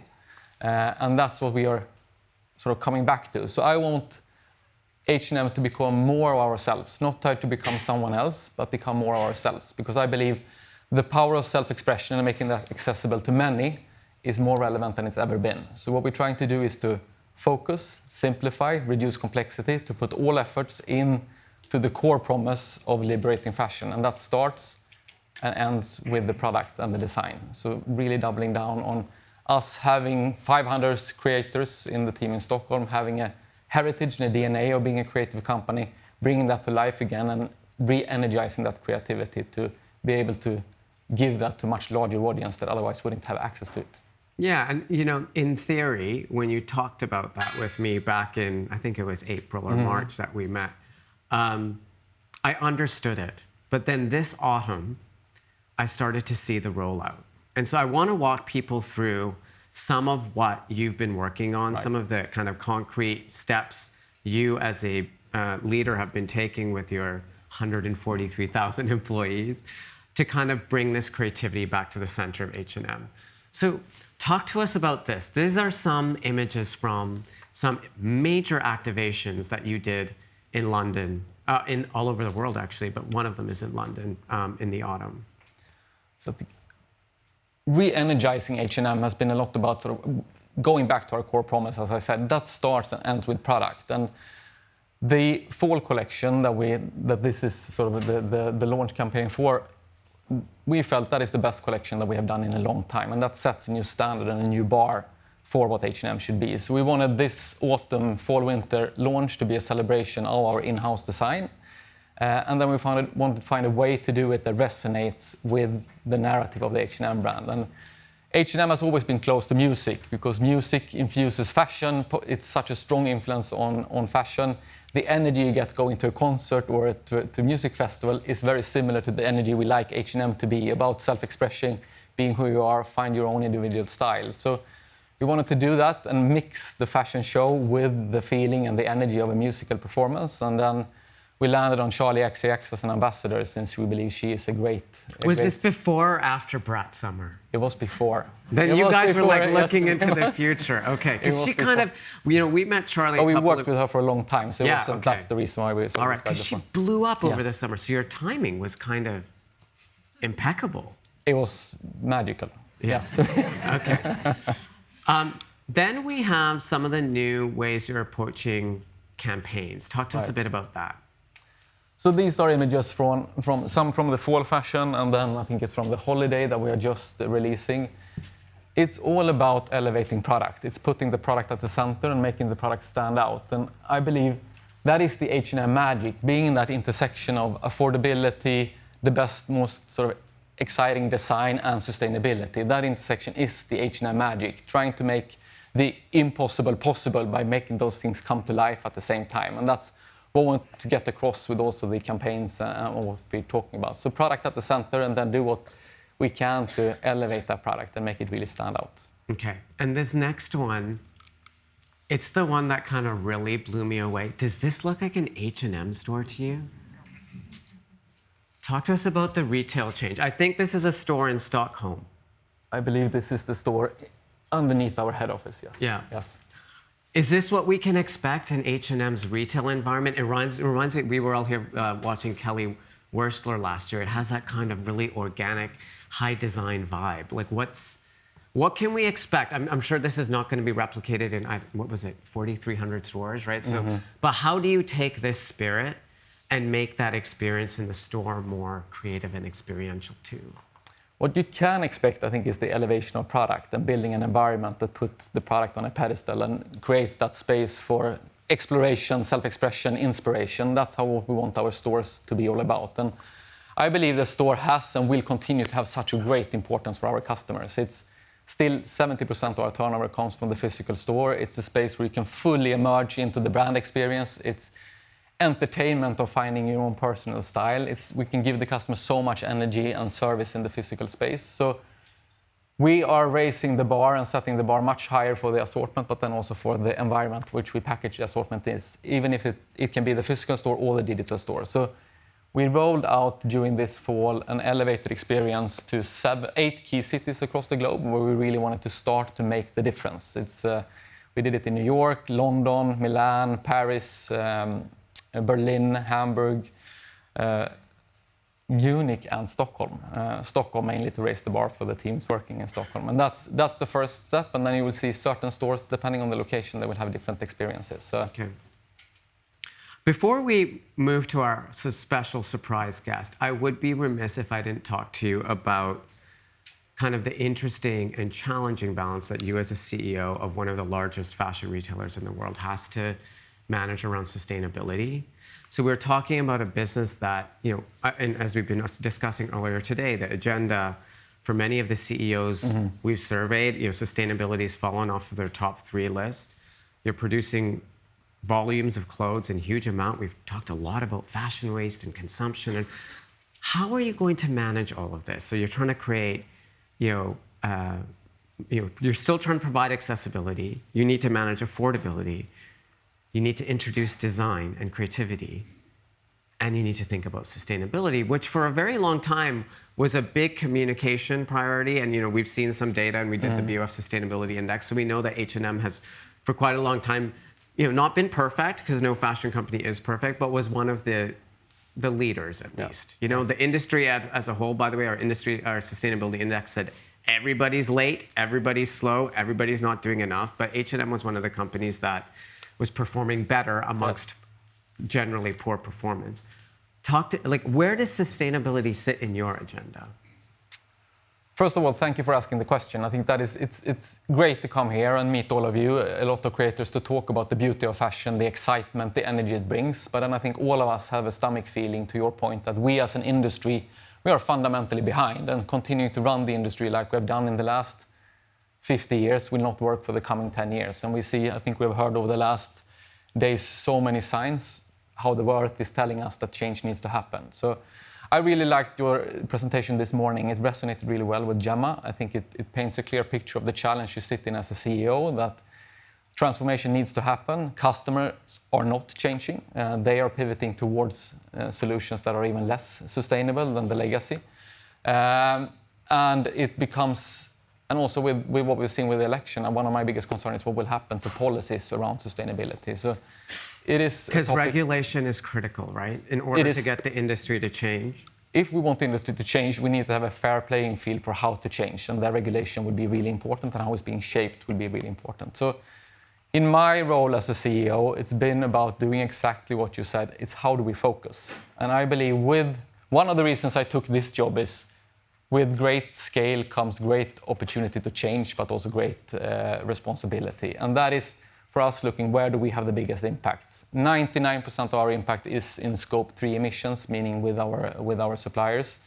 The most important thing is working with them on the energy transition, to move from carbon intense energy sources to do renewable energy sources. And there we need to co-invest, and we need to build long-term relationships that allow our suppliers to invest into renewable energy sources. That's the single most important, that we as leading brands take that responsibility in partnership with our suppliers.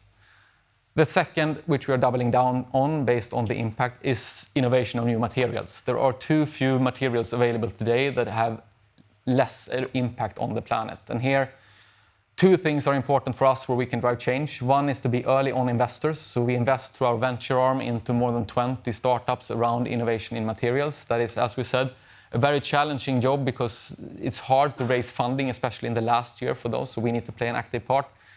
But more importantly, I think, is how we help them scale. How can we be early on in taking off-take agreements that allow them to seek more financing or know that scale will come once quality and price comes to the right level. So being there, taking big off-take agreements is important. And then I think thirdly, there is an exciting opportunity in innovating in the circular economy space that is still there. I think it's great to see Winter doing really well, seeing consumer to consumer platforms starting to be profitable.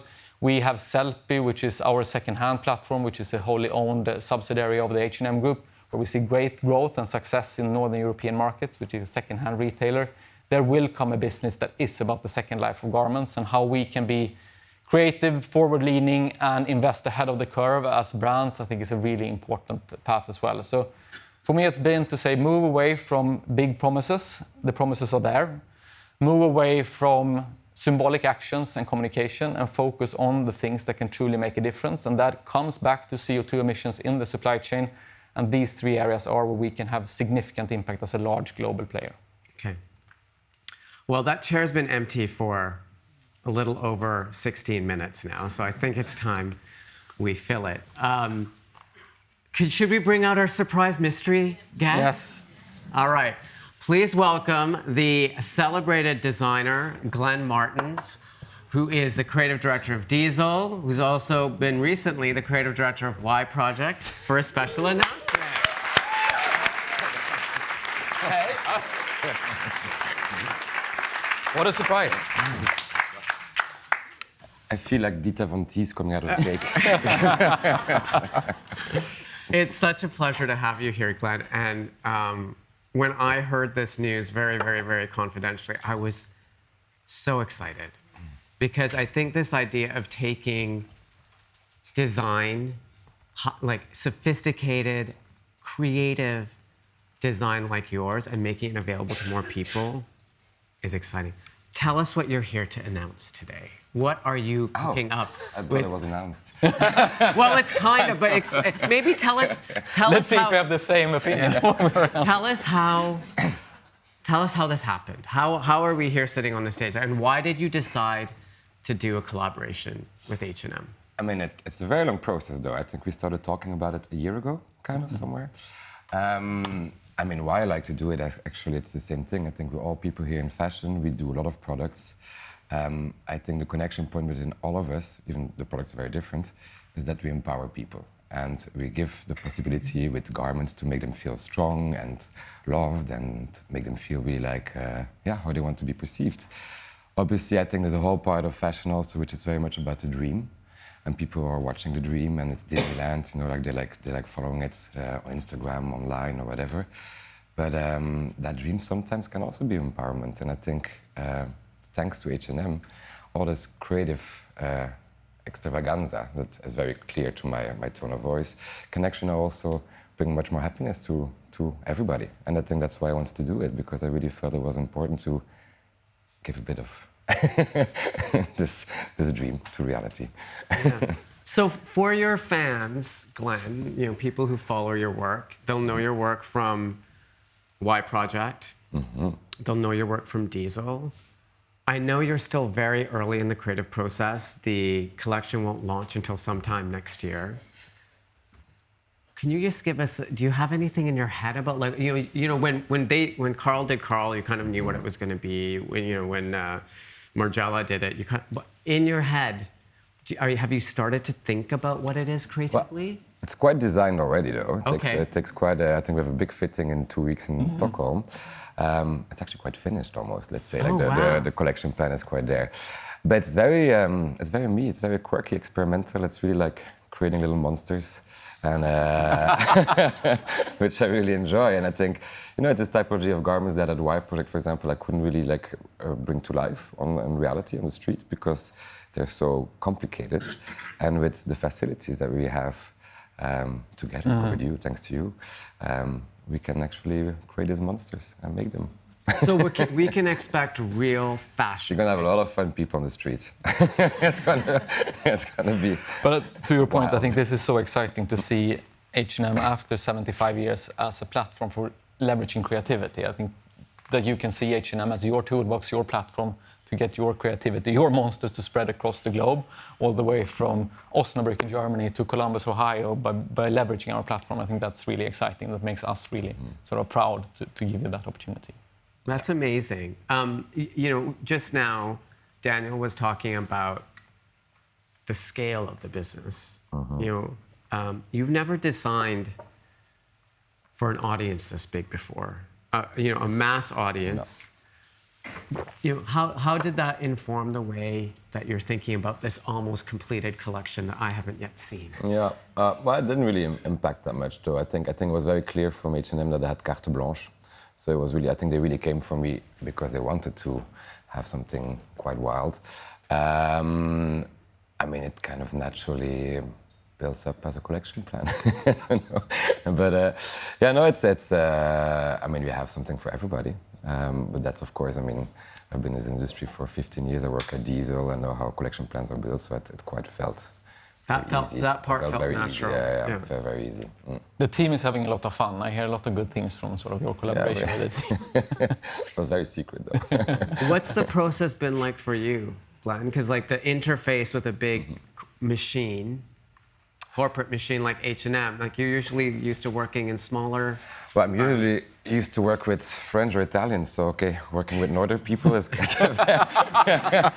brings a bit of freshness. So it's what part of that is fresh? A little bit more structured.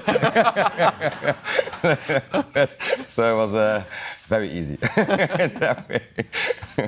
And Glenn, we're almost out of time, but if there's one thing you hope that customers around the world will feel when they have the opportunity to buy into your collections, maybe they couldn't afford them before at Y Project or Diesel. What do you hope? The happiness. That's for me the most important thing I think about fashion is the happiness. Bring people joy and empowerment and fun. And I hope it's when they're going to wear one of our garments that they're going to feel like a little party. And I think that's really what is the beauty of fashion, in my opinion, of course. Any concluding thoughts from you, Daniel? No, I think that is also really inspiring for us. I think if I can steward this company in the future to give more customers to feel that energy, that joy, that excitement of sex expression and joy of fashion in our collections, in our physical stores, in digital, I feel I've been really successful. And being at that intersection of making that affordable, I think it's such an exciting and very difficult mission to be on. Well, I am really excited the H&M collab is back, and I am super grateful that you both agreed to make this announcement here. So thank you very much. Thank you for having me. Thank you so much.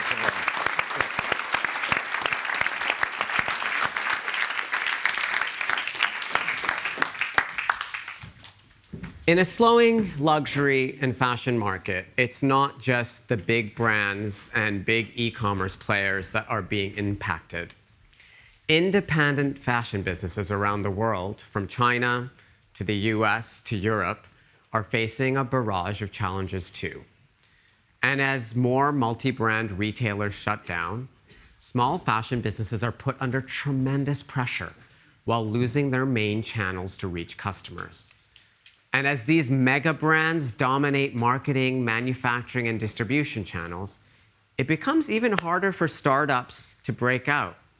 Add in other factors like inflation, Brexit, growing geopolitical tensions, and sometimes it seems almost impossible to build a sustainable, independent fashion brand today. But make no mistake, this is an existential issue for our industry.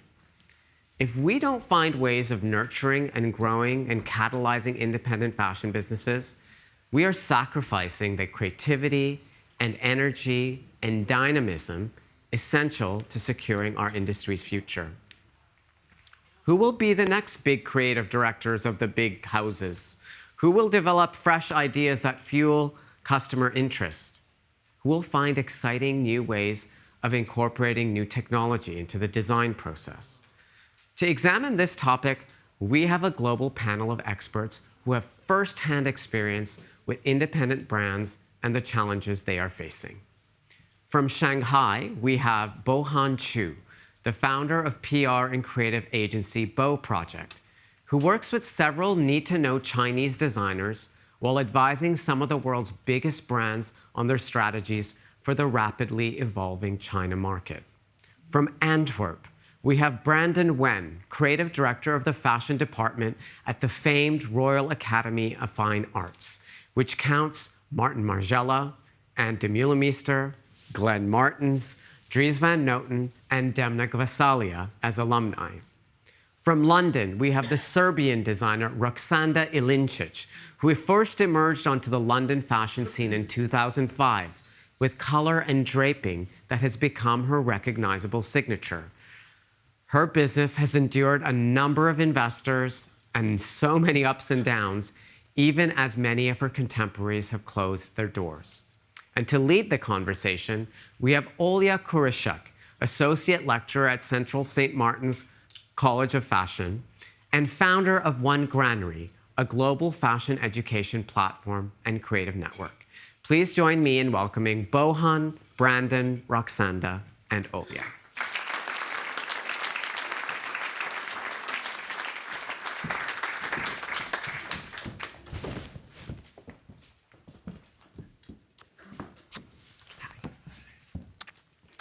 Hi, Bohan. Hi. Thank you. Welcome, everyone. So to kick off this section, I think it's important that first we actually define what thriving even means for independent brands in the current climate. Roksanda, from your perspective, is it all about revenue, or are there any other metrics that actually we can apply when we think about independent brands and success? Well, I think each, obviously, brand has a different ways and goals of what thriving means. But I think it's definitely not just about the top line. I think, particularly in recent years, it's much more important than bottom line. So it doesn't matter if we are growing at the speed and pace as we used to. It's more about how much profit we have. Are we sustainable? Are we profitable? And it's also other elements. For example, are we inspirational for society that we live in? What is the community that we are building? So I think it's not just about that pure profit, and particularly for independent brands, I think building that aspirational community, other aspects that are much more human are more important. And from the side of industry, do you think they should be deciding who they support, looking at the bottom line, or there are other things that they should care about?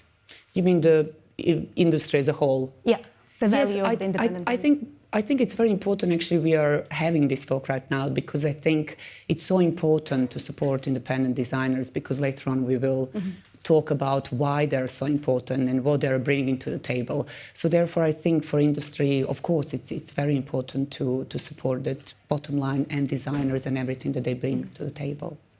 Brendan, a lot of your students entered fashion education because they had a really big dream. But right now they're entering the industry that's basically being monopolized by fashion giants. Fashion giants whose practices are often not aligned with the sustainable future we need, but they're still rewarded for that, right? So what's the mood within your students, and how do you see them defining the new type of success? Like, what are they aspiring to achieve after graduation? I think it's difficult because there's a lot of fear that happens. There's like a huge split between sort of a COVID generation and those who came afterwards. I think those who were within COVID or studied within that moment have a lot of apprehension about what design even is and what kind of design is wanted. I think before you felt a lot of people trying their own projects, and now most of them are very desperate to even just get an internship. And I think not because they specifically align with the brands, but because that's how they view security, sort of being able to be in a house and have a job and just coast in a way. But there is, I think, a certain hope in the younger generations that are a bit more interdisciplinary, and their practice is much more artistic based than purely design. And I think they, if I don't know exactly, they do have a more specific and personal view on what the success is, whether that means collaborating more with other people, bringing people together, and rather than just sort of replicating what bigger brands look like or kind of the structures that they have. And you mentioned fear. Do you feel it stifles their creativity in any way, or you don't see that? Absolutely. It's difficult because I think teaching design, you have a lot of times where people will come with one idea, and as they develop it, they start to pull back, and it's in that moment where they start to, oh, but this is maybe too much, and this was too, it's not commercial, when these are words that we never use, you know what I mean? But it really comes into the design and the choices that they make, and it's waning, I will admit, but it does happen a lot, and it's. Rohan, in your experience, through the last years, what were the main changes that happened in the industry? Was it always this hard? Or was there specific challenges that arose in the last few years? Well, I think coming from China, I think during COVID, we kind of had a few years of really exciting booming period. I think that's when COVID happened, and then all the Chinese students who were, studying all the top leading academies in the world returned home, and then, all of a sudden you're having this moment of like, what do we do now? And then everybody started their own business, started their own brands, and there was this huge kind of the glorious few years that we had. And then after COVID, a lot of them start to struggle because now, they kind of get dispersed, they start traveling, they go to do shows in Paris, in London, in Milan, they do showrooms, but then they also encounter such a, almost like an institutional difficulties to truly establish themselves in the global markets. Some succeeded, but some actually retreated home and then start to develop their own ecosystem. And then, of course, now with the Chinese economy slowing a little bit, everyone is facing the same challenges that luxury brands are facing. So then they are also seeking other ways to think and rethink maybe this is not the best model to go through. Because it felt as a golden era for a few years, pre-COVID and actually even during COVID. There was such a crazy wave of new brands that kept emerging every day. It felt like the industry had so much space for them. So only in the last 2 years, everyone started being a bit anxious and seeing a real impact, but it feels like no one speaks in words actually what is making that change, like what's happening, what are those specific changes that are affecting designers, why none of them can break through anymore or shutting down? I think there's a few factors. I think previously, how a lot of young designers, they would look up to this trajectory, that you would build your brand, your business, establish your name internationally, and then potentially one day the big LVMH or the Kering groups will give you a chance to work and be the creative director of a maison. We're seeing, all these prizes, and we've been nurturing young designers for so long with the LVMH prizes that happens every year. They're, nurturing classes of really, really talented people. But how many are the LVMH brands really giving an opportunity of a job to any of the designers that they have raised in the previous years? I think that's a really interesting question we have to look at. And also, I think this historic model of that the multi-brand stores now really decreasing in their business scales globally. I think also showrooms and then brands themselves, they're able to develop their own ways of storytelling, their own content, instead of relying on media to tell them what's cool and instead of relying on multi-brand stores to tell the customers what is cool. I think the brands now and the young designers, they have a much stronger and direct channel to talk to the consumers. And I feel like this is really exciting shift that's also happening around the world. Roxanda, with your own brand, counting that large brands, the large players, are pretty much dominating at the moment distribution, production, media space, what are your main challenges and are they becoming worse at the moment? It's very tricky. It's been very tricky, particularly post-COVID, Brexit, everything that Imran has mentioned, obviously all the wars happening in the world. But there is always a way to thrive and how to build your community and how to grow in a certain way. I think what is the beauty of independent brand that you can quickly adopt and you can quickly change and you can try to find a solution maybe quicker than a big giant. What is, I think, important is just to kind of talk to your consumer. I think that kind of very personal, very intimate relationship that as a smaller brand you are able to have with your consumers is so important. And obviously we heard this before with e-com platforms as well. I think that's definitely one of the ways of kind of, staying in a game.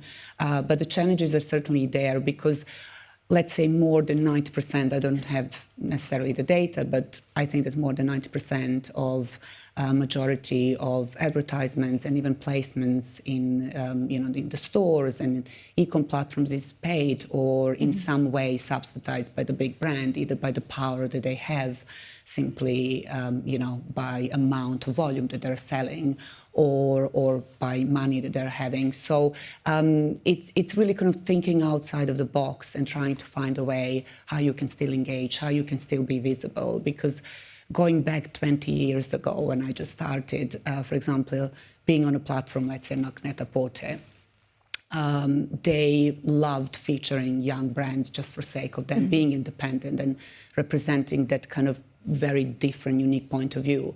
Now, obviously, they grow drastically, and like all the other retailers, so it's the landscape has changed quite a bit, and it's kind of how do you find your way to still be present and be in the forefront of your customers, of the new customers. Of the new customer.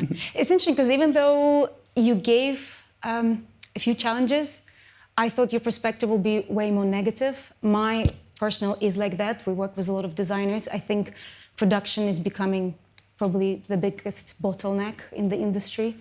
So interesting to hear that you're actually still positive around it. I think you have to be positive. I think if you don't have that positivity, if you start from a negative note, probably the outcome might end up like that as well. I think the times are dark.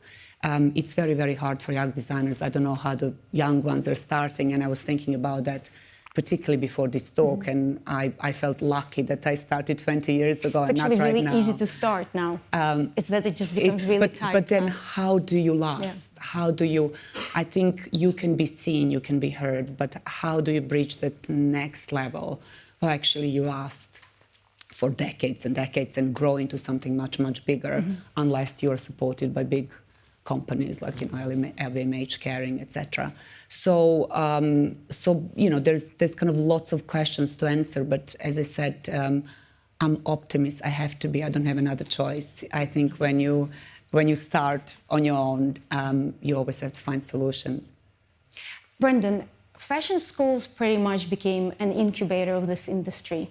Majority of brands we're talking about all got launched from the graduate shows.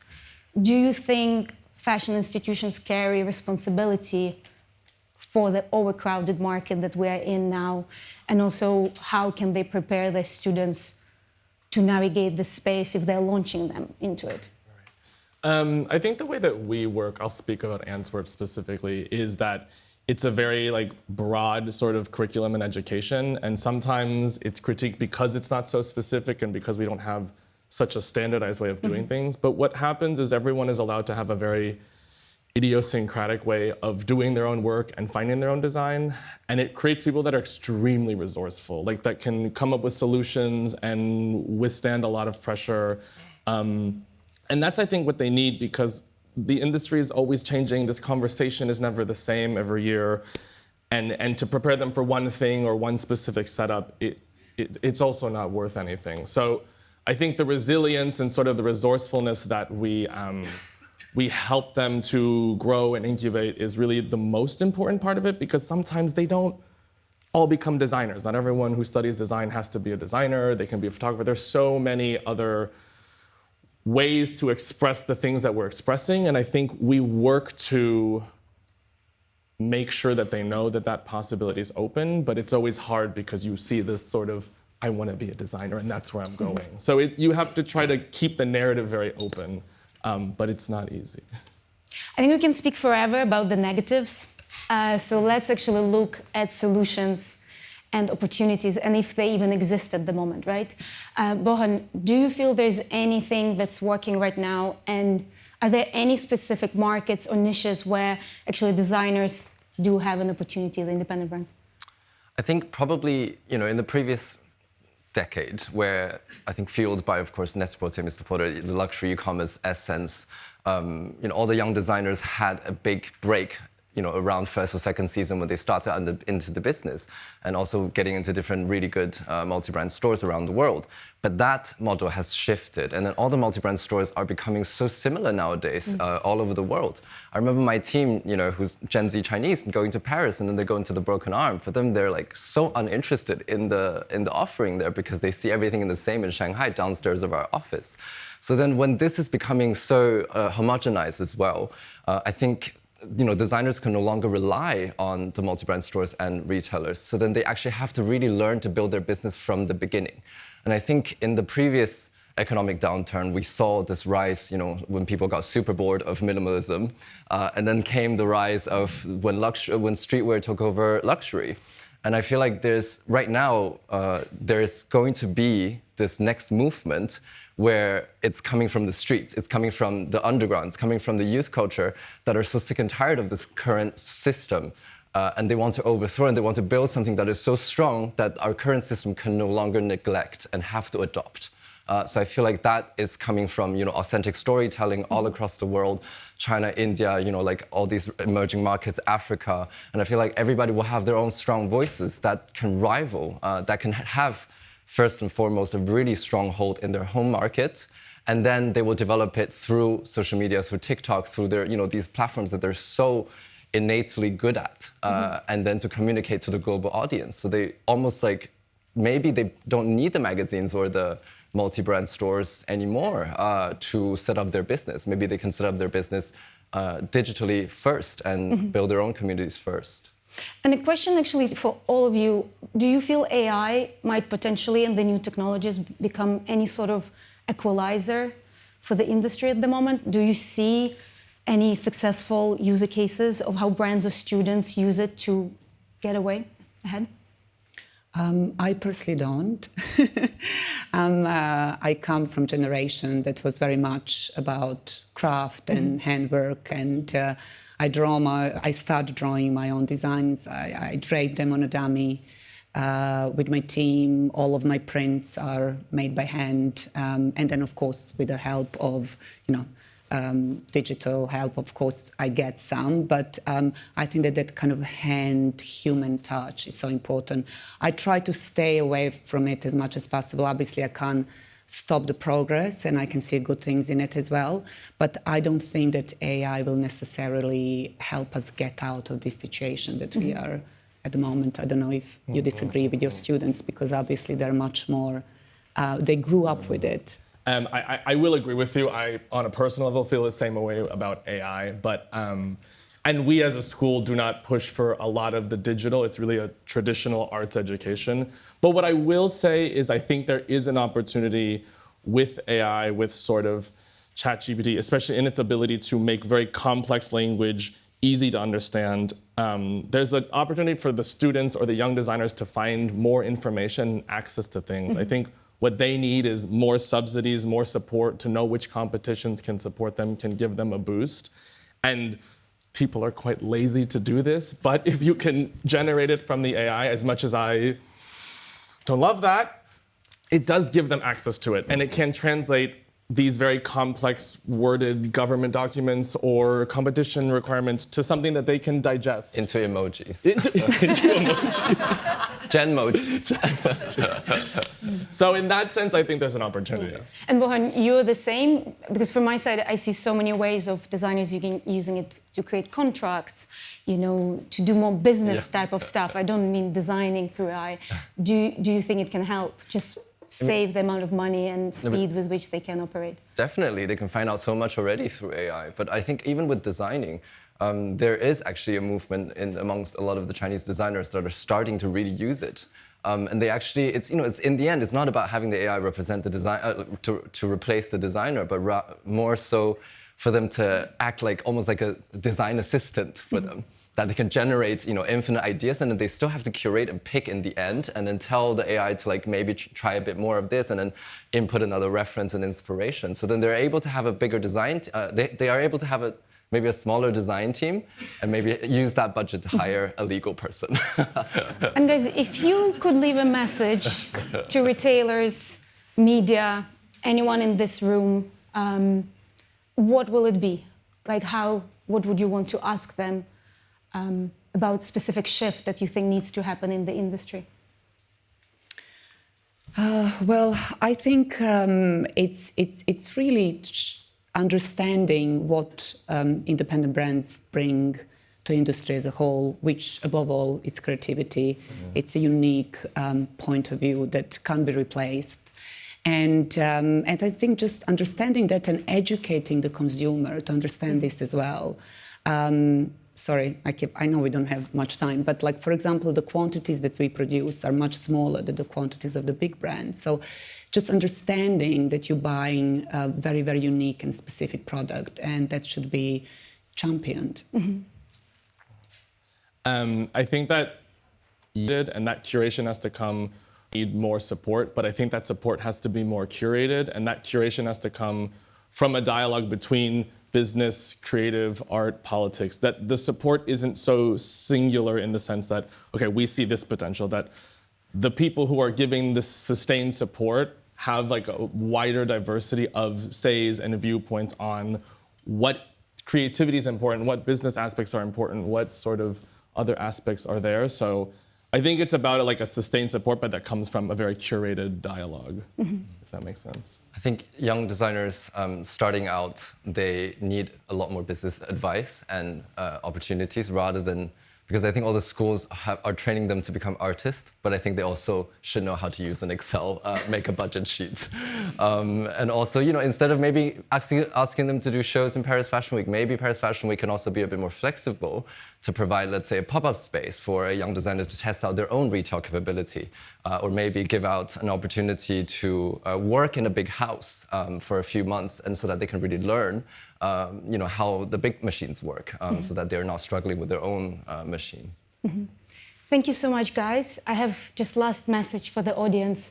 I think it's important you guys also ask yourselves as consumers, as the industry players, what actually you can do to advocate and support independent brands, and answer to yourself why you think it is important that you do it.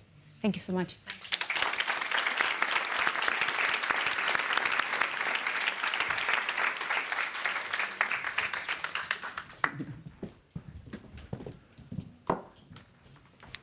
All right.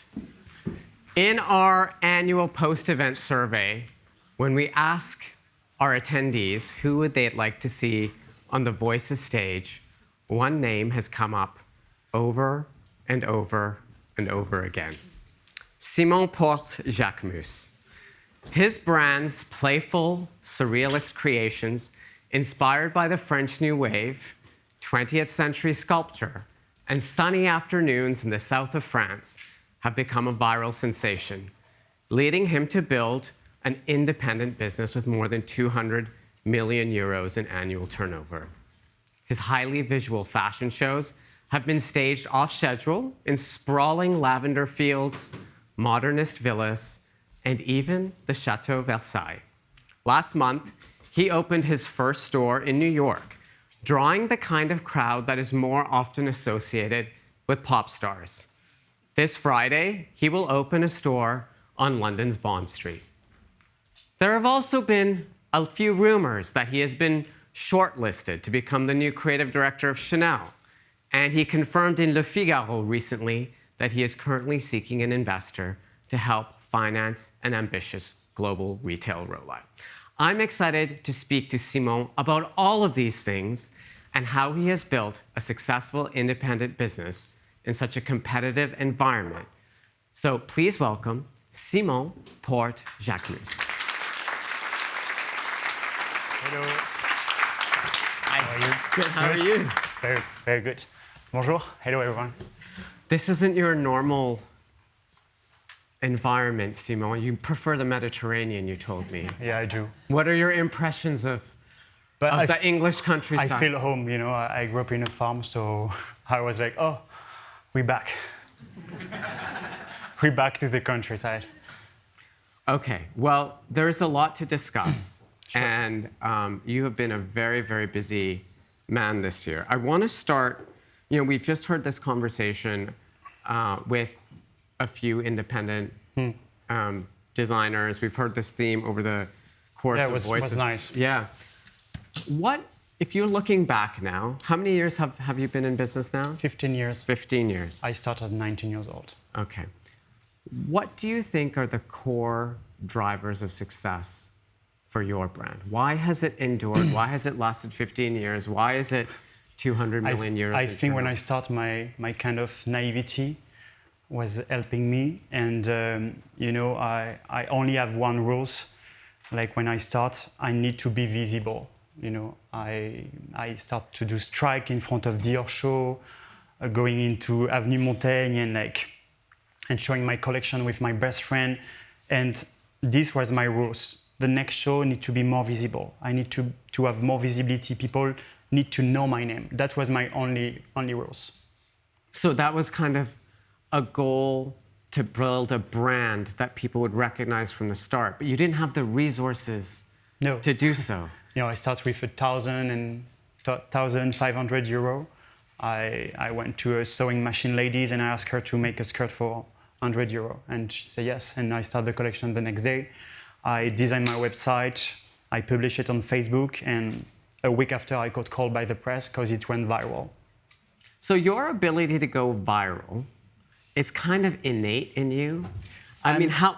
My mother let me too much time in front of the TV, in front of Sex and the City at 9 years old, and it was a culture pub. It was a TV show referencing only ads, TV ads. So I'm kind of obsessed with images. It's also the thing that made me want to do fashion. I wanted to build images and to create the sensation of this young boy looking at magazine.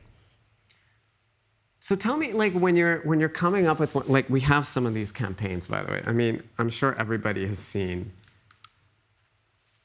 some of these. Yeah.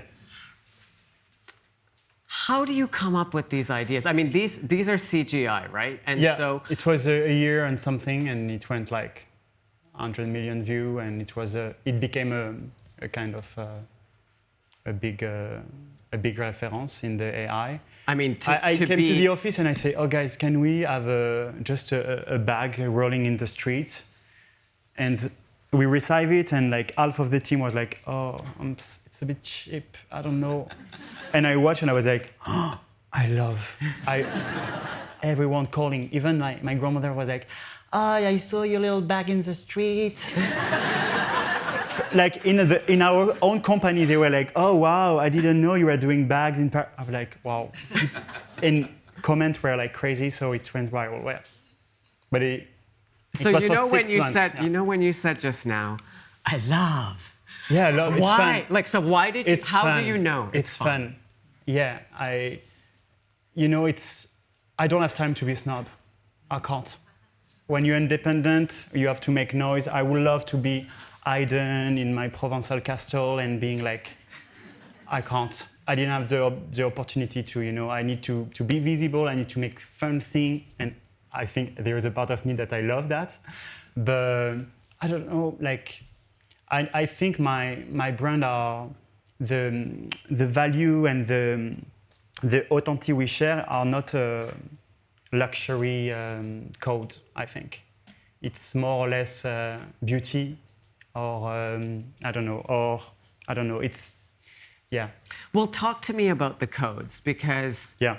you know, when you and I had a little lunch in your new office in Paris earlier this year when we were first talking about this talk, and we talked about just a few of the running threads that come through everything that you do. I'm going to put that off because we might get a bit dizzy. Yes.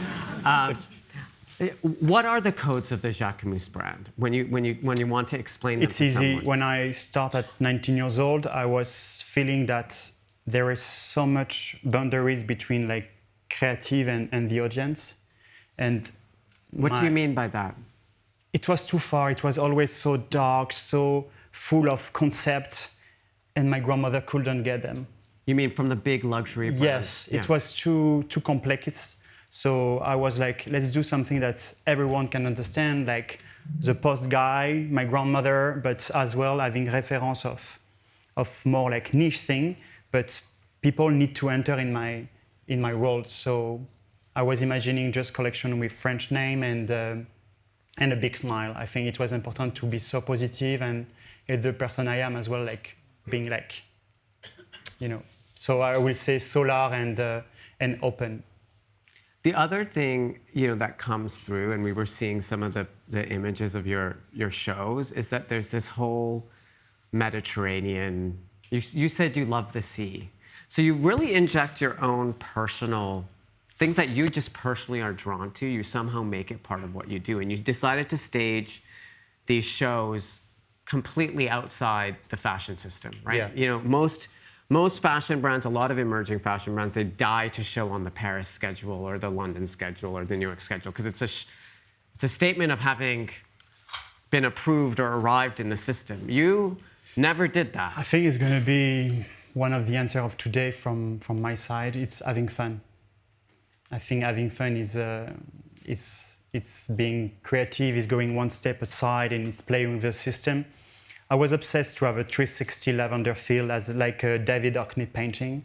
I was obsessed with one painting in particular, and I went there with a car, and I passed days and days to find it. You know, I didn't want a feel like this. I wanted a feel like this. So it was really precise. And why did you want a field like this? Because I want everyone to be 360 inside the Jacquemus world, like infinity, model coming up and down, but with an infinite immersion feeling.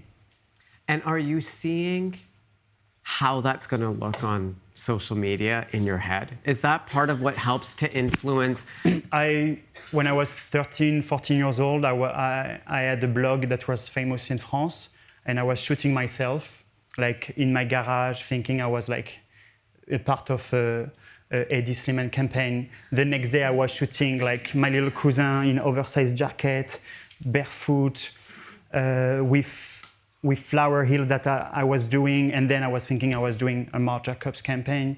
You know, like I always have the image very accessible for me. It was so this is a continuity, I guess. Okay.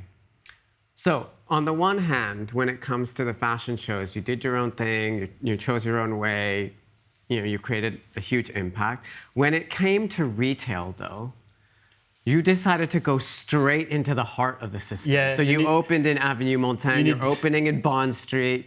You know, you're going straight inside the domain of those luxury houses, and you're saying, I'm here. Like, why is it important for you to People be there? say, oh, it was strategic. No, it was just a dream. When I was 18 years old, I was coming in Paris with my best friend, going to all the shop and asking lookbooks, as we all did, I'm sure, like asking free lookbook. And I was like, oh, that's the street I want to open my store. And you need more cash, more money to do it than just want it. So it took times, but it was important when I look back, and the first year was strong. So we were happy queuing. We have the queue all time, every day, kind of. So it was, now it's becoming a problem to have the queue, but back in the day was cute. Yeah, it was cool to have a queue there, and now it's not cool. No, to have now a it's not queue cool.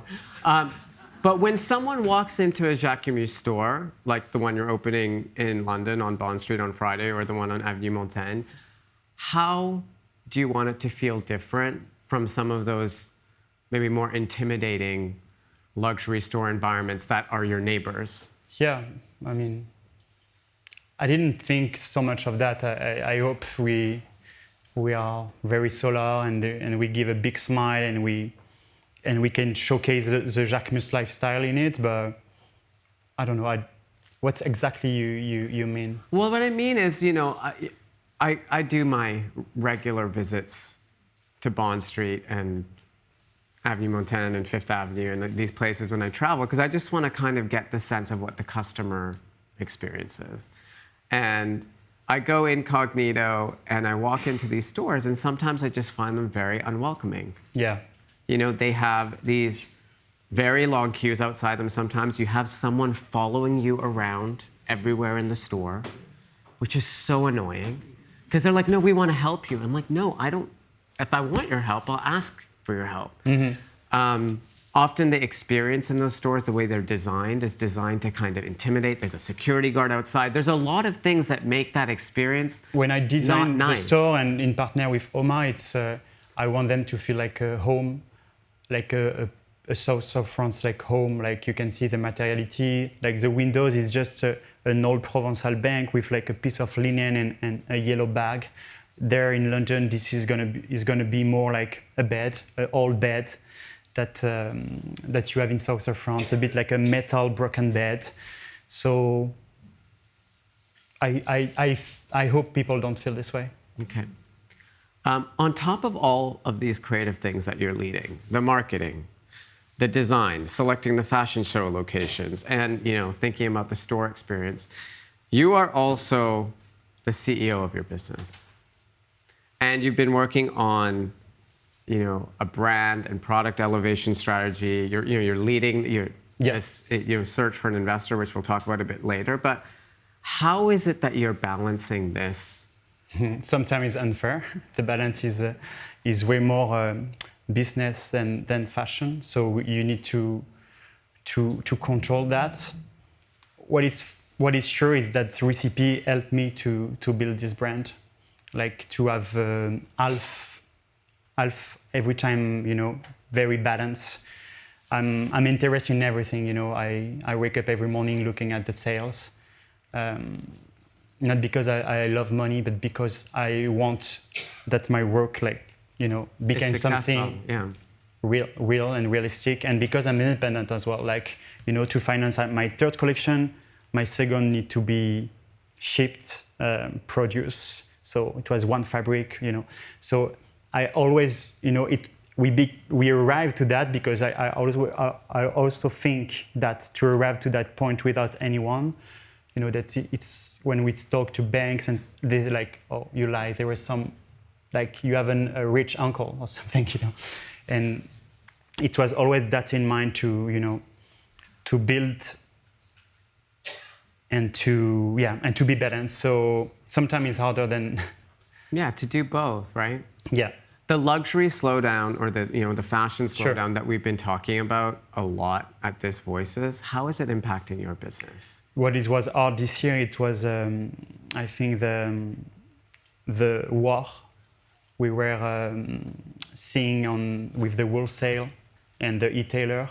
So when one is starting to have sales, the other one were aligning themselves. So this was lots of discounting.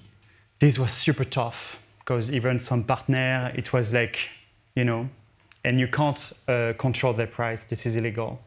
So it was something, It's and you can see that being independent and not having the power of big group. That was tougher this year. It's how I felt this way. So yes, on that part we lost some point, but I'm happy that we were very strong on our e-tail, on our shop. Talk about the role that this retail rollout. You've been on kind of a mission this year. You already had the store in Paris. You've now opened New York. We have Paris, Saint-Tropez, New York, Courchevel, London. How does this fit into your strategy? Is that in part to take more control over the business? It's a dream. It's not the same journey. It's not the same. It's a part also of my personal since last January, you might see the show and the elevation of the product, and it was like a 2 years work that have been done. So it's a part of all the process. So in order to do all of that, in order to build all of those stores, and I know you want to open more stores, I know that's part of your ambition. It's just I don't want just replicate and having all the good big city and having store there. I think it's when I say expand the retail, I want to have a lot of fun. Like this thing at Selfridges. I loved this. Was incredible. Yeah. The Galeries Lafayette takeover. For the first time, they let us all the windows. That was 24-hour bags shop in Milan. I want to have a lot of fun next year. It seems to be the key running theme. Yes, totally. How much fun is it looking for an investor? Good one.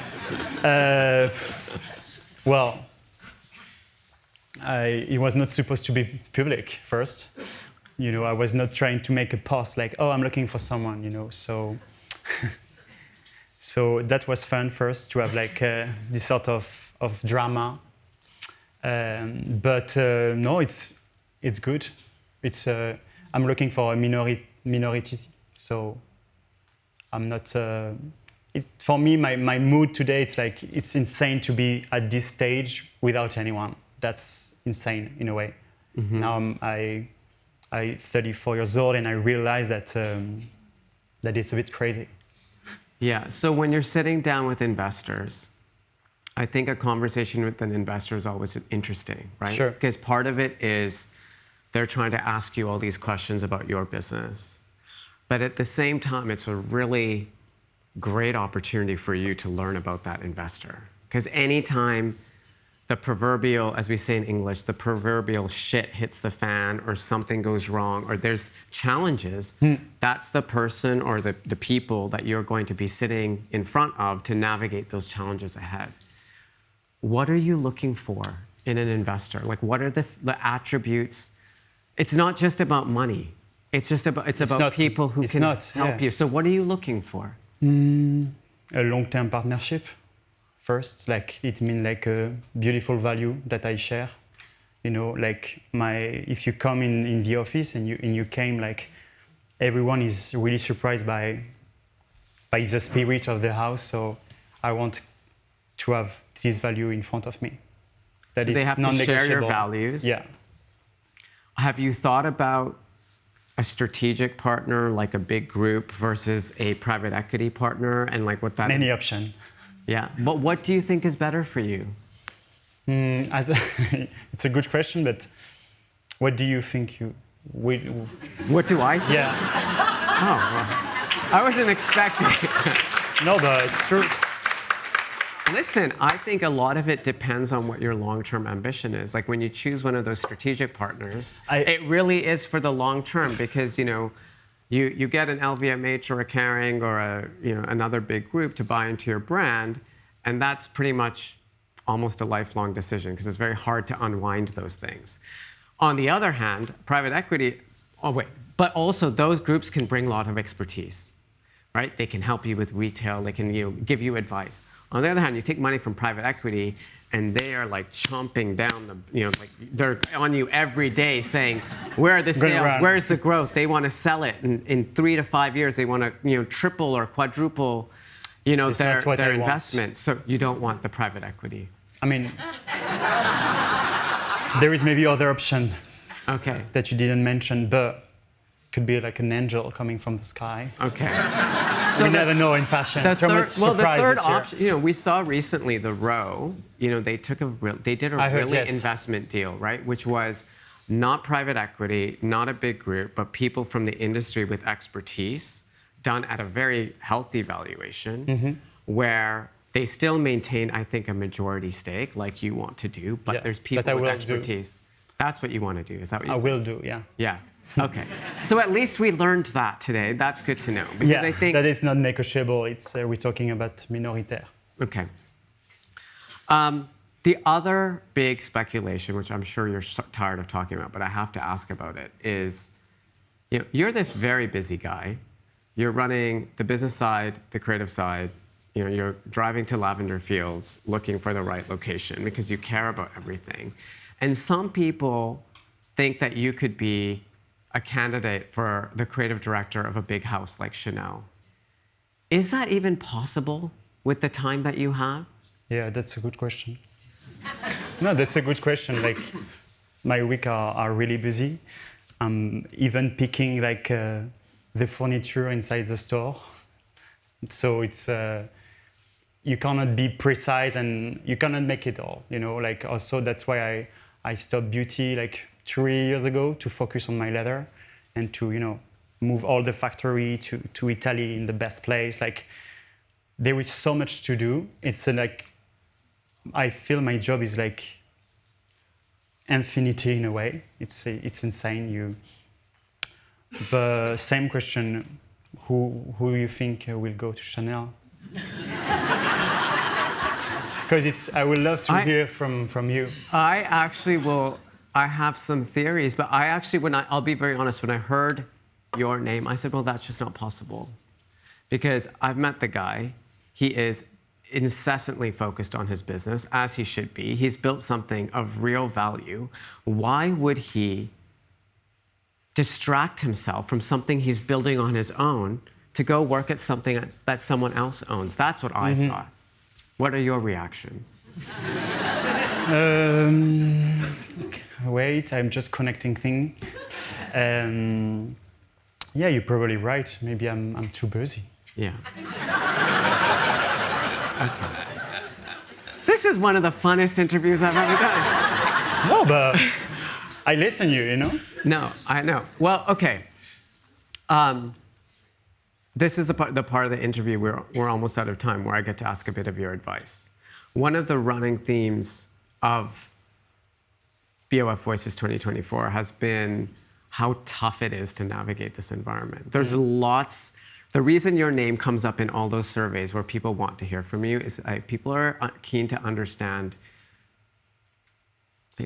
what advice do you have to offer? To a designer that's 19 years old and is obsessed with, maybe you are obsessed with watching television advertisements, like someone's obsessed with watching something else. Like, what's the advice you have to offer? Before, I was getting the advice of no advice, because I was always pissed off when I was going to someone like, oh, any advice for a PR because I want to work with Lucien Pagès. Oh no, you're too small.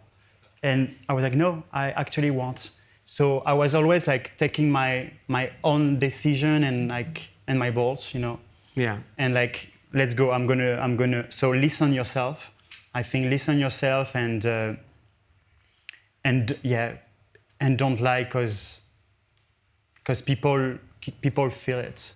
Don't force yourself to do social if you're not an expert. If you are super comfortable, do it. Because sometimes also people are, they don't want to play, and try to be visible. I think it's really important.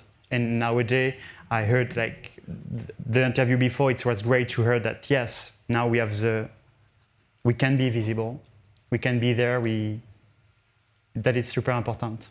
Why is that visibility so essential for a small brand? Because that's one theme. That's like having fun is one thing, but like that visibility, breaking out, getting attention when the big media, the big fashion companies. But you create your community, what is super strong, and you see like we are one of the top 10 brand of the world, most liked on Instagram, for example, with Porsche, Nike, and a lot. Highest engagement. Yes, and because I talk to a community since like 15 years. It's a true relationship, and people want that. Well, they want to feel like something is authentic, is like it, and makes sense. So that is super important to be visible but real, not being visible for being visible. That won't last.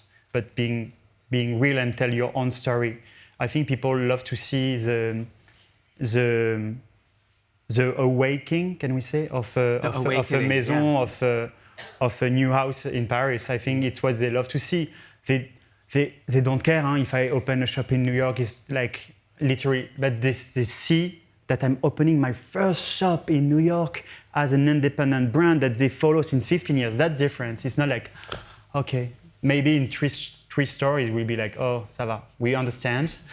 Well, we'll find out on Friday. Yes. We'll see what happens. But even when we post something, Simon, about you on our Instagram, I can't explain it. The engagement is just off the charts. So it's not just your community. I think the broader fashion community, like the people who follow BoF on Instagram, people are very interested in what you do. And I want to congratulate you, because what you've done in 15 years is, pretty remarkable. Thank you and so much. very, very impressive.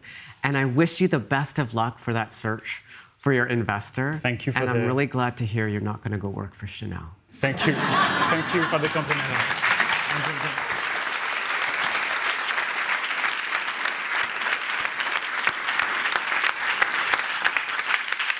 That brings us to the end of our second session, the fashion system at BoF Voices 2024. Please share your feedback using the hashtag BoF Voices. To all of our members watching online, see you back here at 3 p.m. London time for our amazing session on technology and innovation, featuring game-changing advancements across entertainment, sustainability, and wellness. For everyone in the room, please remain in your seats. We are still live, and I want to take care of my members at home. We will see you very shortly. Thank you very much.